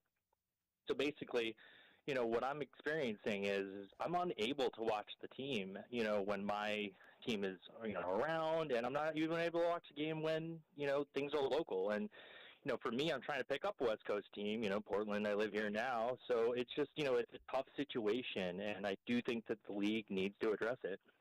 Are you using any type of alternate streams to access games? When I lived in San Francisco back in the day, I was in the Golden State Warriors market, and as I will not admit, I had tried to watch it from my desk, in any way I possibly could, and when given no options to watch it locally, nationally, in any way without, paying for some obscure channel that I don't really watch that often, I definitely sought those opportunities out. Yeah. Well, I understand your frustration, and I think Ben nailed it, John. Appreciate the phone call. You make your product hard to access, people are going to fall away. You can't be surprised when they don't access it if it's difficult to get. Let's go out to Tim in Milwaukee. Love him. Tim, you're up. The stage is yours. Go for it, buddy. Hey, guys. I want to sympathize with that last caller. My family, of course, being 13-year season ticket holders, and then after relinquishing our tickets, not being able to actually watch the same franchise that we hemorrhaged tens of thousands of dollars to watch perform over the course of a decade. And I never would I ever, Chad, go to Reddit streams NBA.com and ever watch a game illegally. I would never do that. But my question tonight is for Dwight and walked. So back in the 80s, there was a time when the NBA seemed to kind of have a nice balance. And I'll give you a mile marker as to when this time was. It was, if you remember the game, when the Denver Nuggets were playing the Portland Trail Blazers, and the Blazers won by so much that the Nuggets actually gave up in like the third or fourth quarter. Okay, so that's the kind of time frame, the era that I'm talking about. And it seemed to me through watching a lot of old footage, I was very young at the time, so I had to kind of re-research this. There seemed to be, games averaging points in the 120s, 130s for each team. There seemed to be robust defense. There seemed to be a lot of three-point shooting. You had a lot of guys like Michael Adams that back then would have kind of been the equivalent of Steph Curry, not the same amount of volume. But my question to you is, what has changed between that time when there seemed to be more balance and still enough offensive propulsion to keep interest in games, and now where everything seems so one-dimensional and you see this massive fall-off of people where the games almost seem kind of borderline controlled by the referees to produce drama, way too much three-pointer, all the things that we've discussed ad nauseum? Why can't that same balance be used not only to placate and bring the fans back, but just to reestablish the integrity of the game again? Hopefully that question makes sense. No, it does, Tim, and I understand your frustration over this. There's not just one factor, it's a few, and I think one of them is the analytics of the game now everyone is well aware of.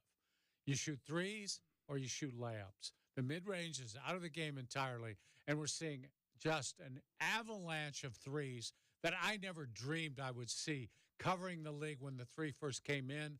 It wasn't shot that often. And I just never dreamed we'd get to the point where you see 40 or 53 shot in one game by one team. I think the other thing that people point to all the time, they took the hand checks out of the game. That has really allowed freedom of movement. You used to be able to bump the screener after he set the screen. He's rolling to the basket. You could bump him. That cut down on the free movement of the offense. That allowed you to have a better chance, at least, to control what was going on at the offensive end. People have no understanding at all of what it was like to have a player with the strength of a Terry Porter putting that clamp on you out at the three-point line. He could control which way you wanted to go. And that has really changed the guard play.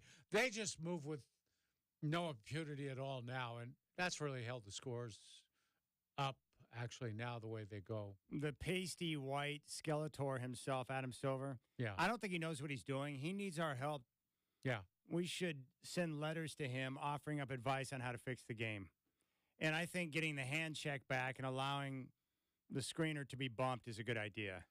Allow the defense to play a little bit, for crying out loud. Yeah, those two things alone. Ben mentioned being able to just have a little more contact in the paint.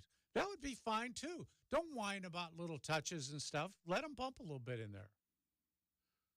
They do whine a lot, too. Yeah. I miss the days, man. I loved watching Michael Adams and Fat Lever, Mike Evans, those guys run up and down the floor in Denver. Well, they scored a lot of points, too, but they did it with a commitment to the running game. Teams are scoring it now without running. They're just hitting a lot of threes. Yeah, Denver got out up and down the floor. Boom, that was boom, Doug boom, Moe. boom, boom. They ran. All right, we'll keep things rolling. We're going to talk golf with PGA Dave. We got a pair of tickets to give away for the Blazers and Heat coming up next. We'll do that. And I'm going to flip a coin. We'll either talk about the NFL franchise tag or we're going to talk music and some of the things I discovered last night. I'm 50-50 on which direction we're going to go. Well, I probably have an indication of which way you're going to go. I think we'll probably end up talking music. Yes. I learned something about the Beatles last night that's just fascinating to me. So whatever. We'll just do whatever feels right. How does that sound, Godfather? Yeah, feels right to you, right? Yes. Okay. All right.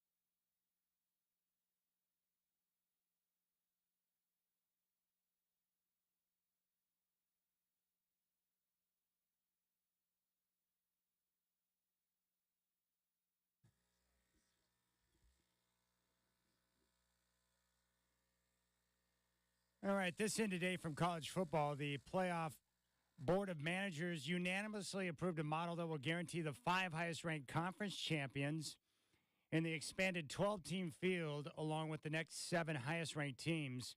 That was announced today. The NFL's 15-day window for the franchise tag opens today. The Trailblazers are going to kick off the stretch run coming up on Friday. They have 28 more games remaining on the schedule. The Nuggets are in town. I will have game day starting at 4:30 with the tip-off at 7 here in your home of the Blazers, 620 Rip City Radio. We also have one more pair of tickets to give away. It's Trailblazer Ticket Tuesday. And for all of your Trailblazer ticket needs, just simply head to trailblazers.com.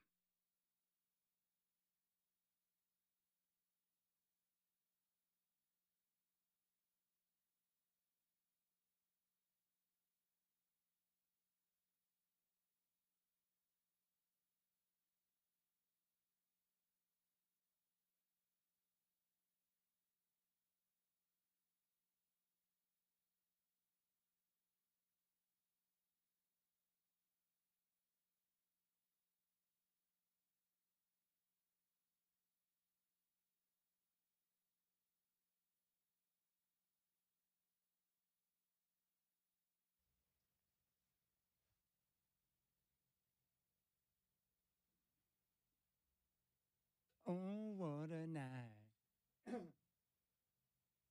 I got to figure out where I can go see JT, the longtime frontman of Kool and the Gang. I want to see him live.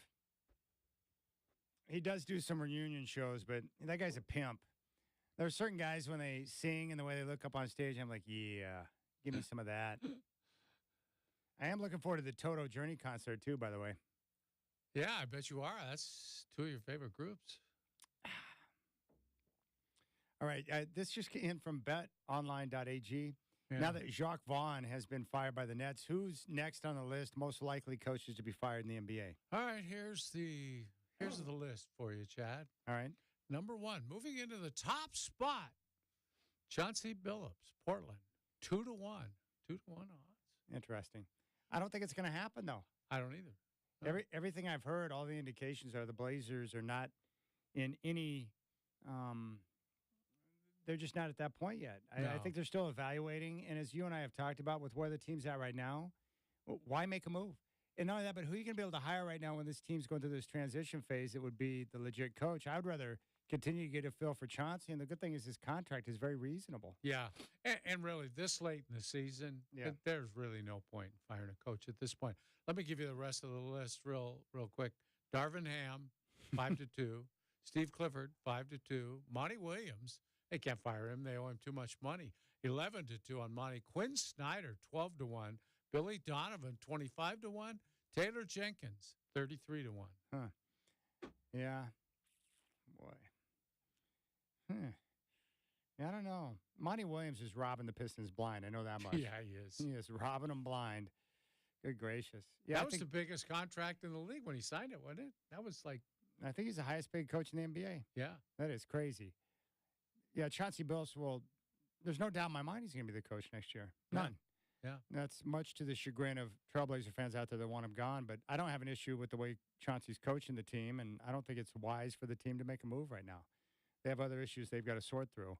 Oh, by the way, Trailblazer tickets, we'll give away a pair for the Heat game 1 week from tonight here in about 8 minutes. So remain patient. Let's talk music. I could talk franchise tag, but quite frankly, that bores me, and I don't want to. So YouTube mode, I love getting stuck in YouTube mode, Godfather. It's where I spend most of my time. And I love listening to different interview clips, different interviews of musicians, because I like to know more about the musicians that I listen to all the time. And that's why that whole documentary on the greatest night in pop music is so fascinating to me. Because I figured it out. Everyone that was there performing We Are the World, they're all in my rotation on my phone. Yeah. I love all the artists. Well, Paul McCartney is a fascinating human being. The Beatles, without question, the greatest band of all time and the most influential band of all time. You talk to any of the great rock and roll artists, that you trace it back to the beginning, they were all impacted by the Beatles. Their mind was blown by the Beatles. So I didn't know this, but I heard a clip, I think it was on Howard Stern with Paul McCartney, and he was talking about the Sgt. Pepper's album. He said, so he's on a plane with one of his roadies coming back from some concert or something, and the guy said, hey, can you pass the salt and pepper? And Paul McCartney thought he said Sergeant Pepper's. Really? Yeah. And then he's like, oh, that's Gosh. good. I'll hold on to that. And that's where he came up with this idea of a fake band to where they could put out an album where they're not the Beatles anymore, but they're this fictitious band. Yeah. Because McCartney had been listening at the time to a lot of, I think as he put it, like alternative music. And the whole idea was we're going to go full-on costume, and we're Which not they the did. Beatles. And they Yeah. went full-on costume because they wanted to take on this persona of a different band. And I think it's genius because what it allowed them to do and what he told, John was, is say, John, when you step up to the mic, you're not John Lennon. You're some other guy from this band. And he said what it allowed them to do was to approach it as not themselves, but a different band under an assumed identity under Sergeant Pepper's. And it allowed them to bring ideas to the table or to the group that normally they would have never considered because when you're a rock and roll band, you're expected to put out rock and roll music. But they came up with this idea so they could be creative or express themselves creatively and come up with a different sound and different songs and experiment. All because they came up with this idea of an album with a fictitious name and they could operate with assumed identities and be able to try whatever they wanted. And what Paul said was great is that all the guys in the band came up with these ideas, and it's like, no matter what you think, bring it to the table and let's see what we got. I'm just like, wow, what an idea. Yeah. Isn't that unbelievable? Yeah. Where did the rest of that title, Sergeant Pepper's Lonely Hearts Club Band, where did that part of it come from? He didn't say in the part that I heard, but that's really what they were. They were operating under an assumed name, an assumed band, and just trying out different stuff. It's not like people didn't know who did the music, though, that's for sure. I went through and listened to the songs last night, and I'm just like, you know who it is, but it's like, dang, it's like even their experimental stuff, it's like it's so good. I don't understand how two guys can write 300 songs and not have a dud. They didn't have a dud, Lennon and McCartney. All good. It's amazing to me. Which songs off that album were deemed to be experimental? Pretty much everything. That's the way Paul described it. Wow. But he said, like, even one of the, I forgot the song, but there was a portion of a song with like a whole instrumental section. He's like, that was all off the cuff based on stuff I've been listening to. And they just wanted to try it out. I just love that type of creativity. It's mind-blowing. The other thing I heard, and I love this story. I don't know if I've shared this to you before, but I've been listening to a lot of Billy Joel lately. He's got a new song out, Turn the Lights Back On, where he got together with a guy. His doctor set him up with a guy who wanted to meet him, and Billy thought I was a fan. Turns out the guy's into music and knows how to write songs. He encouraged Billy, who was done with writing new music. Yeah. Because it was too painful for him. It's just too much work. He was done. A lot of people approached him, big-time people in the music business, approached him to do some more, and he said no. And this guy took a lot of these old scraps, songs that were started but never completed, and he sifted through all of it, and he came up with an idea, and Billy put out a new song. So that's pretty fascinating to me. But Billy shared a story of he finally had a chance to get together with Paul McCartney. He was going to come over to his house. They were going to sit down at the piano, and he just wanted to get Paul's take on some of the stuff he was working on. And of course, because again, the influence of the Beatles, if Paul's willing to come over, like you're just geeked out of your mind. Like this Sir Paul McCartney's going to come over and listen to what I have. Why he would do that, I have no idea. Well, Billy started, he got off the phone. He's like, oh, crap. Paul's a vegetarian. And he started worrying about all the meat that he had in his refrigerator and stuff, right? He didn't want to offend Paul. So he cleared out all the meat that was in his fridge, right? And Paul was coming over. He didn't have much time, like a couple hours. So he started stashing meat that was in the fridge, like in different drawers in his like dining room and living room, like hiding it out because he didn't want Paul to find it. And so Paul came over and they had a great session and he said it was a wonderful time. And he said a couple of days passed and he's like, yeah, he forgot. What's that smell?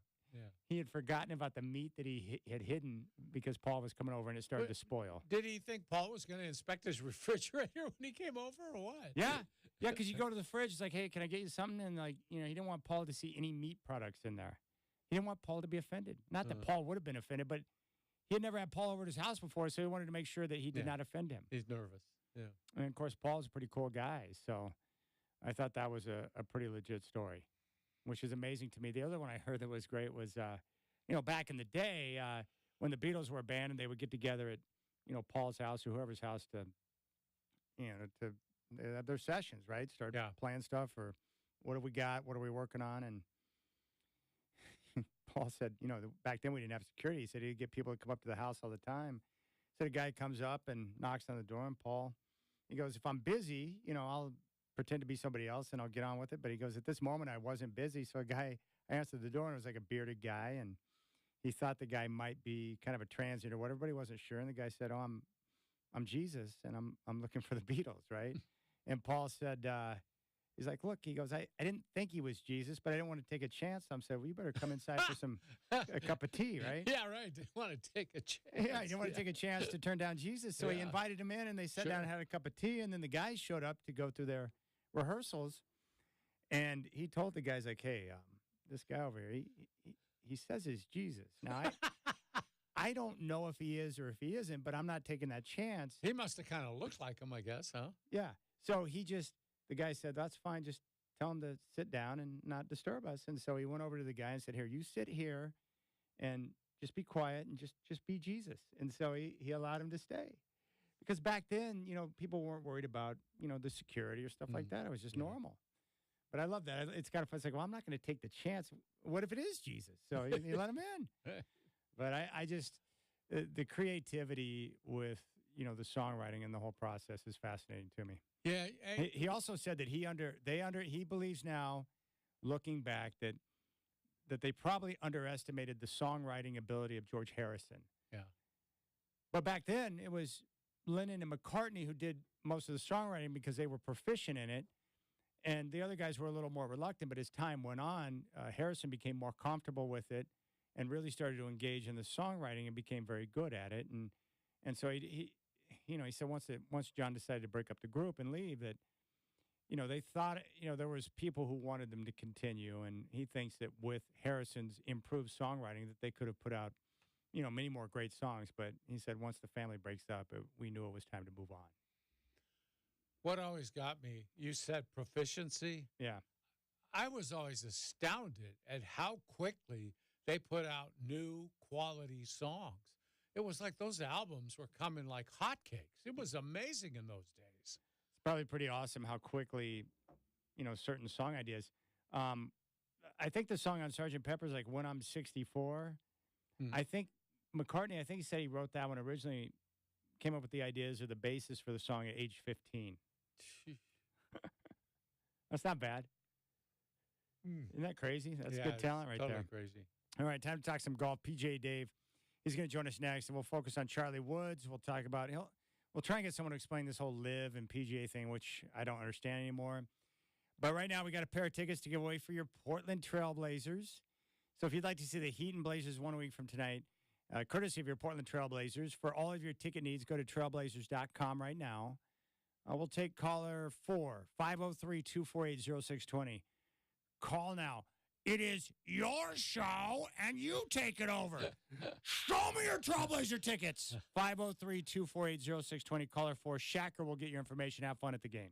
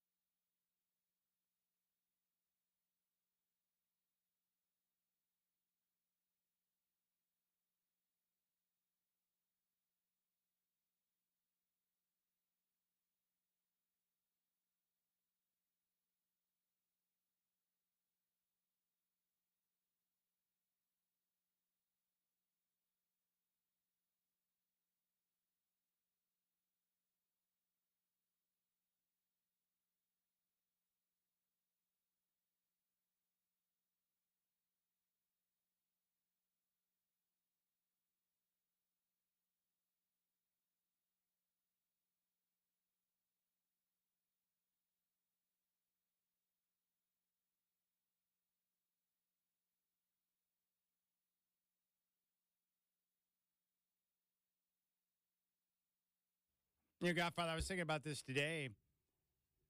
In all the time that we've been doing radio, going back like 16 years, Yeah. our next guest has been with us the entire way. That's right. Yeah, I hadn't even thought of that. Way back. He has been. His name is PGA Dave, David Coleman, who is our golf insider. He's awesome. Dave, what's up, buddy? Thanks for coming on. Hey, Chad and Dwight, thanks for having me back on. Happy New Year, and ready to talk some golf here in 2024. Oh, it's great. I can't wait. So what can you tell us about Charlie Woods and this Cognizant tournament that's coming up? Yeah, I saw that he's actually playing in the pre-qualifier for the it used to be called the Honda Classic. It's now called the Cognizant Classic down there in the West Palm Beach area. And usually, guys, of all the regular tour events, this one typically has like one of the biggest, open or Monday qualifiers, or now it's pre-qualifiers just to get into the Monday qualifiers. So usually you have a lot of guys that are down there in the winter that maybe work up north and work in Florida for the winter, or maybe they have time off in the wintertime and they go down there and try to play a lot of golf in the winter, and they tee it up in this event. And Charlie's one of them. He's playing at I think it's a course called Lost Lake. It's a public course kind of near where he plays at Medalist, obviously with his dad and all these great players on the tour. So I'm sure he's played the course a few times before, and who knows, you get in a qualifier like that, you got to shoot low, man. I mean, a Monday qualifier, even these pre-qualifiers, if you don't shoot, probably 4 or 5 under par, it's pretty much almost like buying a lottery ticket. But there have been guys that have Monday qualified into tournaments. Corey Connors at the Valero Texas Open would be the last guy that I can remember. I think Arjun Atwal did it years ago in Greensboro. So it's doable, but it's a long shot, too. Do you know enough about how well he plays now, Dave, to know, does he have a shot at that? Can he do that? I think he's probably, Dwight, my guess is he's more doing it for the experience, probably. I mean, he's so young. He's only a freshman in high school. It's probably more for the experience. But like we saw, a few weeks ago when Nick Dunlap won, out in Palm Springs, and obviously turned pro, these guys are not, at that age, they're getting ready. They're getting their bodies, their minds, everything ready to go play at the highest level. So it's not like when you're 15 years old, you're just playing your local junior tour and, maybe you're playing some national junior events. When you're 15, 16 years old, if you're going to go to the big time and you're going to play on the PGA Tour or Live or wherever you're going to try to play, you have to really start when you're young. It's just like all these other sports. So you've got to really have that mentality as a young guy to really go out and test yourself and see what you have against the best players. Dave, do we know what's next for him, what the plan would be? I mean, I'm thinking now we'd probably never see him playing college golf, but maybe I'm wrong. What do you think will work for him long term? I actually think, Dwight, he probably will try to go to college, to be honest with you. I think that would be one thing that he might try to do, because his father obviously went to Stanford for a couple years. Yeah. And I think with the NIL money, I think he might go. But who knows with the way professional golf is right now? I mean, it's there's so much chaos and so much unknown with the Live and with the PGA Tour, and are they going to merge? Are they not going to merge? It seems like we get different reports on that, every week. So I think for him to go to school and play for at least a couple years, unless he really catches fire like a Nick Dunlap did, or some of these guys that are proven commodities, I think going to school for him, especially with the NIL money, makes sense.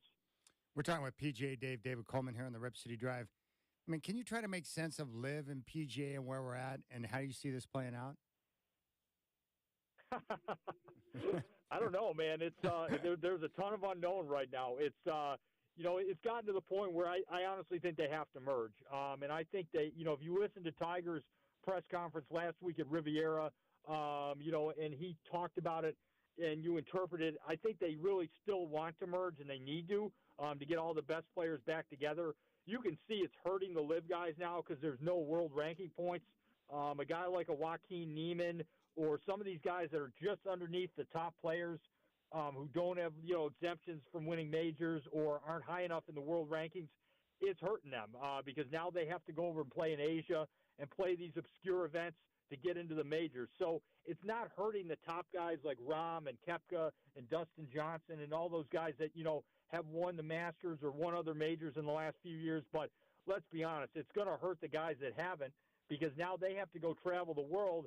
And obviously, you're going to hear different stories, too, about were they told by Norman and the Saudis that they were going to have world ranking points in this. So those guys really need the merger to happen, because if it doesn't happen, to me, are those guys, the Patrick Reeds of the world, all these guys, Harold Varner, these guys, are they going to keep going over to Asia to get into the majors? Or, Jason Kokrak, all these great talented players that still have a lot of gas left in the tank, per se, do they want to, keep flying all over the world, to take their shot at one of the majors every year to get in them? Dave, we'd be remiss not asking you about Tiger. Had to withdraw, obviously, in his last tournament. But what do you expect? What's fair to expect from him this year? I mean, let's just hope that it was just the flu, Dwight, that he had in L.A. I know a lot of other guys in the event were sick, so I do believe it was just the flu. But I think, if he could make the cut in a tournament in March, whether it's Bay Hill or the Players' Championship, whatever he would play, I think that would give him some momentum going to Augusta. But I think really realistically, can he play all 4 rounds in a tournament? Can he make a cut, and can he play all 4 rounds, whether it's a major or whether it's not a major he plays in? That's the key. Can he stay healthy enough to play the 4 rounds and he doesn't have to withdraw? I think at this point, though, realistically, like if people are talking about him winning, it's got to be after 50 on the Champions Tour. That would be the next stop for him, really to win. He could play in a cart. The golf courses are friendlier. They're flatter. The pins aren't as tough. The greens are a little slower. And let's face it, if he does play out on that tour, even if it's a handful of times a year, that's going to be a huge ratings boost, huge for the those tournaments and the tickets, the economies in those cities he would play in. So I think that's his next best chance to win out on tour, out on a tour, I should say. But I think, if he can make cuts in these events this year, that's going to be a nice building block for him going towards 50. Dave, would he play out of a cart? Oh, I think so, yeah. I read somewhere, I think he was talking with Jack Nicklaus about it last year that he would. And I think that's how he plays primarily when he's at home, at Medalist. He plays in a cart. So I do think he would do it. I mean, look, he's Tiger Woods at the end of the day. He's not going to do it on the regular tour because I don't think he wants to. But on the senior tour, the Champions Tour, that is allowed, and I definitely think he will do it. And I'll say this. I mean, I don't expect him to go out there and win like Bernhard Langer did or Hale Irwin did. But if he can go out there and be relatively competitive, maybe win a tournament out there, that will be such a shot in the arm for that tour, and it will even legitimize that tour even much more. Hey, Dave, give us a golfer that you're going to keep an eye on this year. All right, I'll go with a bigger name. I'll go with Scotty Scheffler and his putting. That seems like the biggest thing, that people have had so many questions about. I mean, we know tee to green, Scheffler, last year he had, I thought, a historic season hitting the ball tee to green. Can he figure it out, guys, on the greens? That's been his biggest issue. I mean, his stats last year were so bad that that was what cost him, a lot of tournaments. A couple majors it cost him. Definitely a couple of tournaments, towards the end of the year. The FedEx Cup event that Hovland won in Chicago, it cost him. So I think it's going to be really interesting to see how Scheffler figures it out on the greens this year. I know he's gone to a different putting coach, and it was really interesting, too. I don't know if you guys watched the coverage on Sunday, but when Rory got done with his round, Rory said that Scheffler needs to go putt with like a mallet putter, which is a bigger head, versus putting with like a blade putter. There's more forgiveness with the mallet putters. Can Scheffler figure it out on the greens? And that's going to be his biggest question. If he can, look out. He could win a lot of tournaments. But if he can't, it could go down as, somebody that, is a great ball striker, but a guy that maybe only wins a handful of times, going forward because he could never get the ball in the hole like some of these other top players have in their careers. Give us your early favorite in the Masters, Dave. Ooh, wow. That's a really good question right now. I think right now I would say that Rahm has shown some good things in the live events I've watched. He hasn't closed. I think you never can count out Rahm because I think he plays that golf course really well. And I think once you win there at Augusta, it gives you a lot of confidence there. But right now, man, it is really hard to figure out because we've seen so many different guys win on the West Coast. There's a lot of unknowns right now with some of these top guys. I mean, obviously, everyone would love to see Rory break through and get one. I would have loved to see what Spieth could have done if he wasn't disqualified with that scorecard incident because I feel like Spieth is always a factor at Augusta with his creativity around the greens. It's hard to really pinpoint one exact guy, but I'll say, Rahm, I think could go back-to-back and never count out Brooks Koepka either. Brooks Koepka, to me, when the majors roll around, he has a different type of focus, and I think he let one get away there last year, and I do think ultimately he will win a green jacket because I think in major championships, we've never seen a guy flip a switch like Brooks Koepka has, and watch him in his lead up to the Masters, especially at the live events he plays.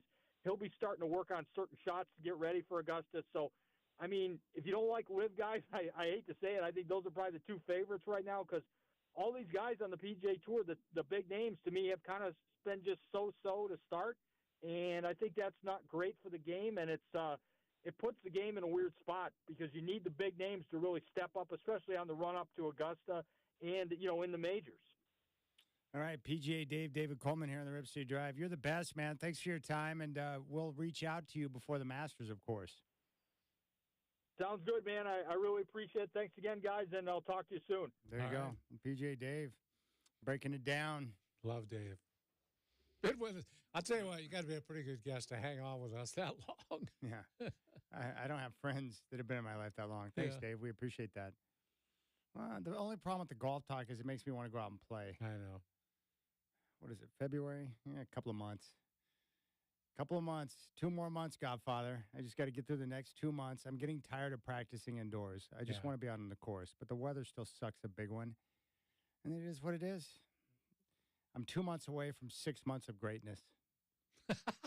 That's what it's going to be. Are you calling your shot right now? 6 months of greatness? Yes, 6 months of nonstop playing. Oh, I thought you meant greatness with your scores. Oh, I'm anticipating my best year ever. Yeah, I would hope. All the lessons and practice. Oh my gosh, it's been great. My coach is amazing. Nick is a wizard. He's like Yoda, and it's so great because my swing. He saw I'm inside out. I can't not hit a draw now, and now we're just going through the next step of just straightening out the swing path just a little bit. So I can get it down to closer to 6 degrees inside out instead of, around 9. He corrected me so well that now I'm just super inside out. So it's great. I'm working on some things and got a couple more months for fine tuning and then get out there and play. There's nothing like being outdoors. Indoor is great, but it's not the same. It's not the same. Of course, you've got that great. Oh man.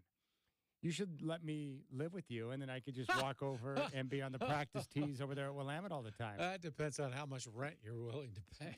$0. Yeah. They've got great the practice facilities over there at Willamette are top-notch. Yeah, they are. I love the putting greens. I love the driving range, and I love the little chipping area where you can chip up the hill onto the towards the flag. That's pretty nice, too. The whole setup there is genius. Mm-hmm. Genius. And they got balls everywhere, like, for the little chipping areas. They have balls in all directions. Mm-hmm. I love that. You've played pretty well there, too. Yeah, it's good. It's a good course. What is the hole? That one hole is a pain in the ass, though. What's the par 5? They hit down the hill. It's a dogleg left, and it goes up along the riverbed. Oh, man. That hole, it kicks my ass. That's number 6. Screw you, number 6. That's a tough hole. Number 6 just laughs at me. I think 18 is a real tough par 4, too. Oh, 18, pain in the ass. You got to be really good to get a par on that hole. Your drive, the problem is if you go too far left, you're in the fescue.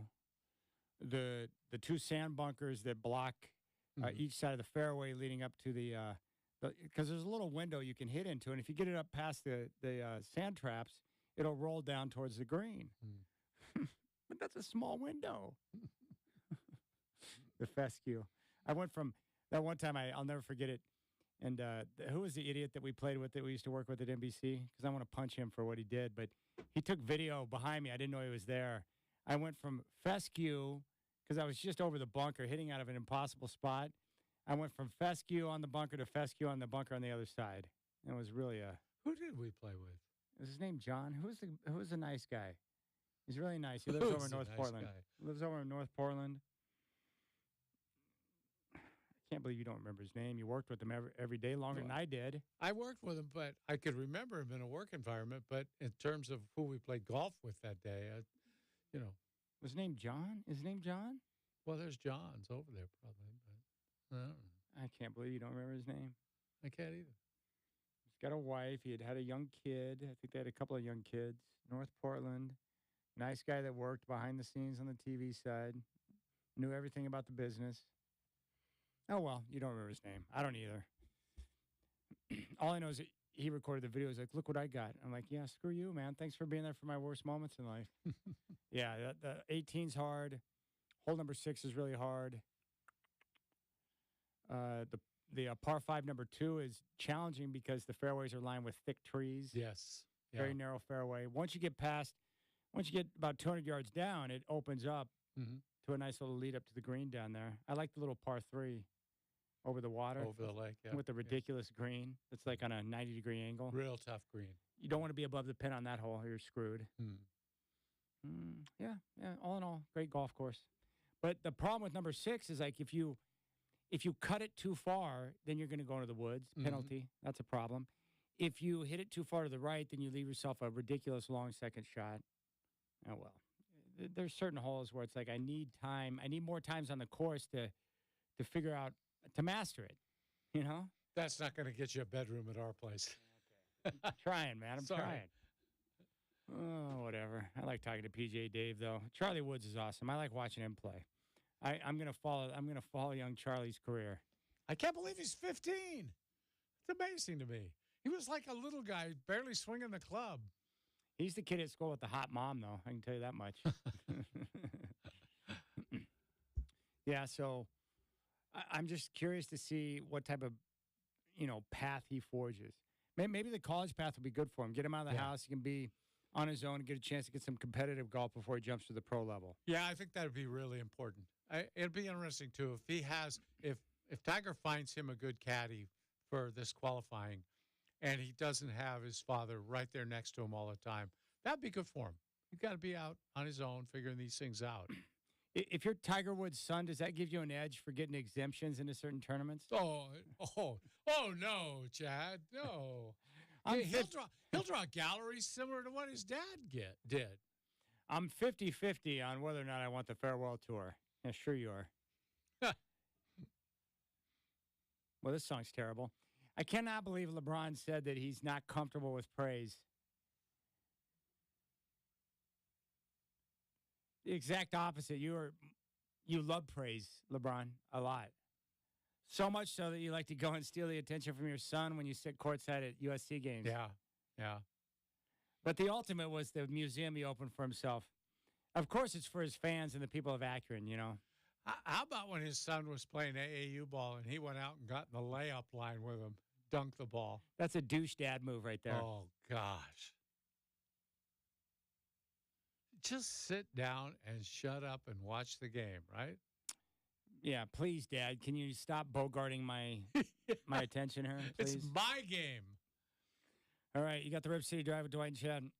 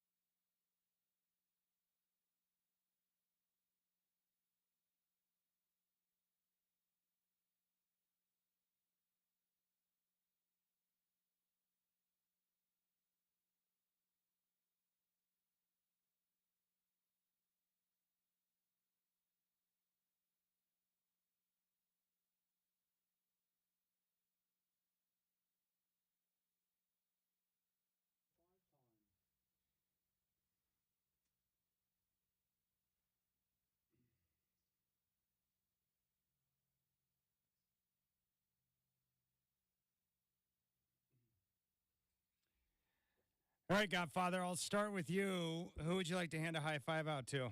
Well, Chad, it's got to be three of them today. I'm going high fives to Chris Haynes, Ben Gulliver, and PGA Dave. Three great guests, a bang-up show. You just said three, so you get Shacker to hit the sounder a bunch of times. I know. All right, I second that. Three of them, Shacker. Give it to me.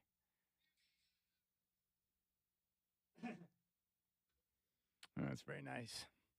Yeah, my daughter is still stressing because, she's got her D.C. trip coming up next month. I tell you what I don't need is to sit through more boring meetings in preparation for the trip. Oh, they have a lot of parents' meetings for that? I hate them. Yeah. The teacher is really awesome, and, she's the perfect teacher. I think she's done this trip, 20-plus years. But there's a lot of time. As a parent, you get stuck in certain situations where, I don't need to be here. This is a total waste of time, but yet you have to go. It's kind of one of those deals. Yeah. I don't like it.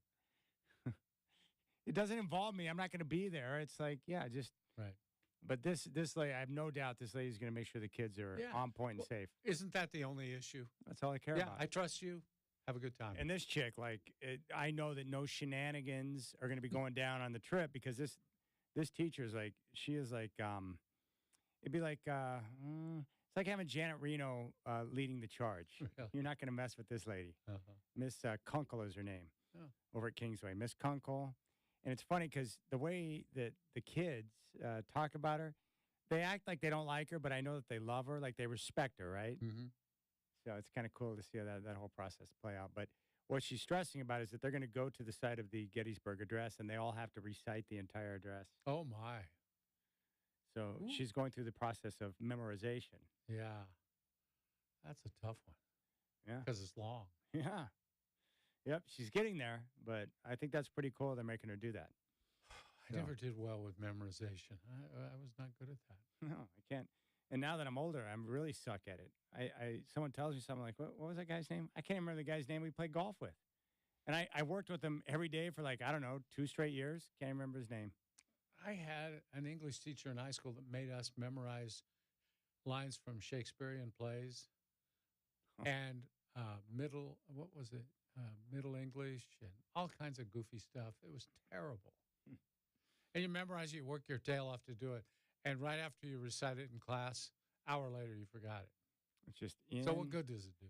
Nothing. Yeah. Like the algebra that I labored over to perfect on the test. And as soon as the tests are over, I have no idea what I just did. Yeah. I have no idea. I just memorized what I needed to dominate, and then I moved on to the next thing. And it happens all the time. That's why I don't really know what to tell my daughter when she's like, why do I have to learn this? I'm never going to use it. I'm like, yeah, pretty much. Depends on what you want to do when you get older, right? Yeah. If you do anything at all.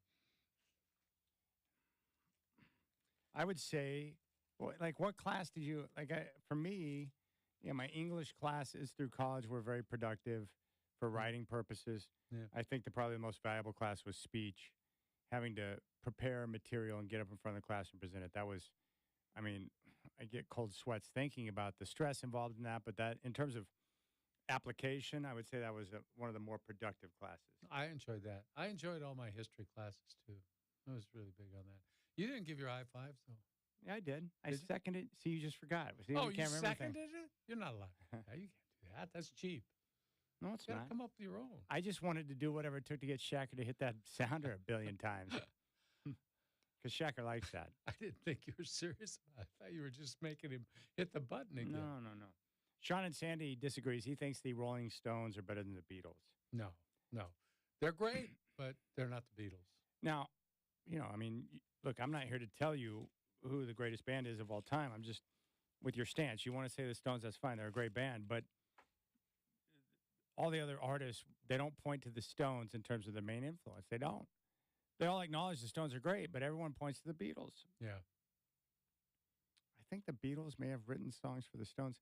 They were kind of in competition back in the day, too. Oh, yeah. They were big rivals. Yeah. But, yeah, it's just one of those things where it's like, look, the Beatles are not my favorite band of all time. I think I acknowledge their greatness, but they're not my favorite. I love the Eagles. Right. But But I can separate what I love and acknowledge that this band, based on the influence they had over everybody, is the best. The enormous popularity that they enjoyed and the number of hits, the sheer number of hits is just off the chart. The songwriting, and then I always look at the influence. How many great rock and roll artists got into music because they were inspired by the Beatles? Most of them. That was the origin. They saw the Beatles like, I want to do that. I want to be like them. And then the craftsmanship in which the songwriting, right? They're blown away. Well, they led the whole English invasion, with they came over, and pretty soon it opened the door for the Rolling Stones and so many other English groups that came along after. Pretty much. Yeah, it's amazing. That's I'm happy I was born when I was born, but there are times where I wish I was born a little bit earlier so I could have gone out and seen some of those acts live that I missed. I never got a chance to see because I just wasn't old enough, unfortunately. The world was so much different there. Sunday night, the Ed Sullivan Show, which was a variety show. People nowadays have no idea what it was about. Yeah. But that's where the Beatles, they came over to appear on the Ed Sullivan Show. And Elvis had several appearances on there. Mm-hmm. I was talking with my Uncle Gordon. He and my Aunt Elaine saw Elvis live once. Said it was amazing. Yeah, he actually appeared in Portland. Yeah, Elvis did. Did you go see him? The Beatles did. No, I didn't. I got to tell you, Elvis was not my thing. I really care for him that much. I know, but the opportunity to go see him perform might be kind of interesting. I think I was pre-concert age. That'd be my recollection of that. Like, he's got a few songs that I love. He is not my favorite either, but I acknowledge his influence. He was big time. Oh, yeah. Big time. No question. But the Beatles, yeah, I just love listening to the music. I'll get stuck in YouTube mode again tonight, and we'll see where it takes me. It'll take me on another path, and I'll get stuck on these interviews. I'm like, well, I never knew that. Like, I've listened to more Larry Bird interviews over the last week than I'm just like, I couldn't get enough of it. I had to keep listening to it. All because of you and the Barstool posting of that 48-minute interview from back in like the late 80s, early 90s. Really interesting interview. So now I can safely say I think I've heard just about every story he has to offer up. Every word he's ever spoken. Yeah, I think I'm up to speed on Larry Bird now. Yeah. And right now I'm up to speed on Paul McCartney, and we'll see where tonight takes us. Big thanks to Chris Haynes. He was terrific today. We love Haynes. I'm glad you've got a good relationship with him where he'll come on the show. Yeah. Ben Gulliver's awesome. Terrific. Cracked on LeBron for being a liar. And PGA Dave for talking golf. We love PGA Dave. And big thanks to all of you listeners out there. Thank you. Hope you enjoyed Trailblazer Ticket Tuesday. The Rip City Liquidators was in high action today. And Michael Shacker playing great music today and being the stud that he is. Thank you, Michael. That's right. All right. Tomorrow morning, Justin Myers, Rip City Mornings at 6, and Dwight and I are back with Rip City Drive at 3 here on 620 Rip City Radio.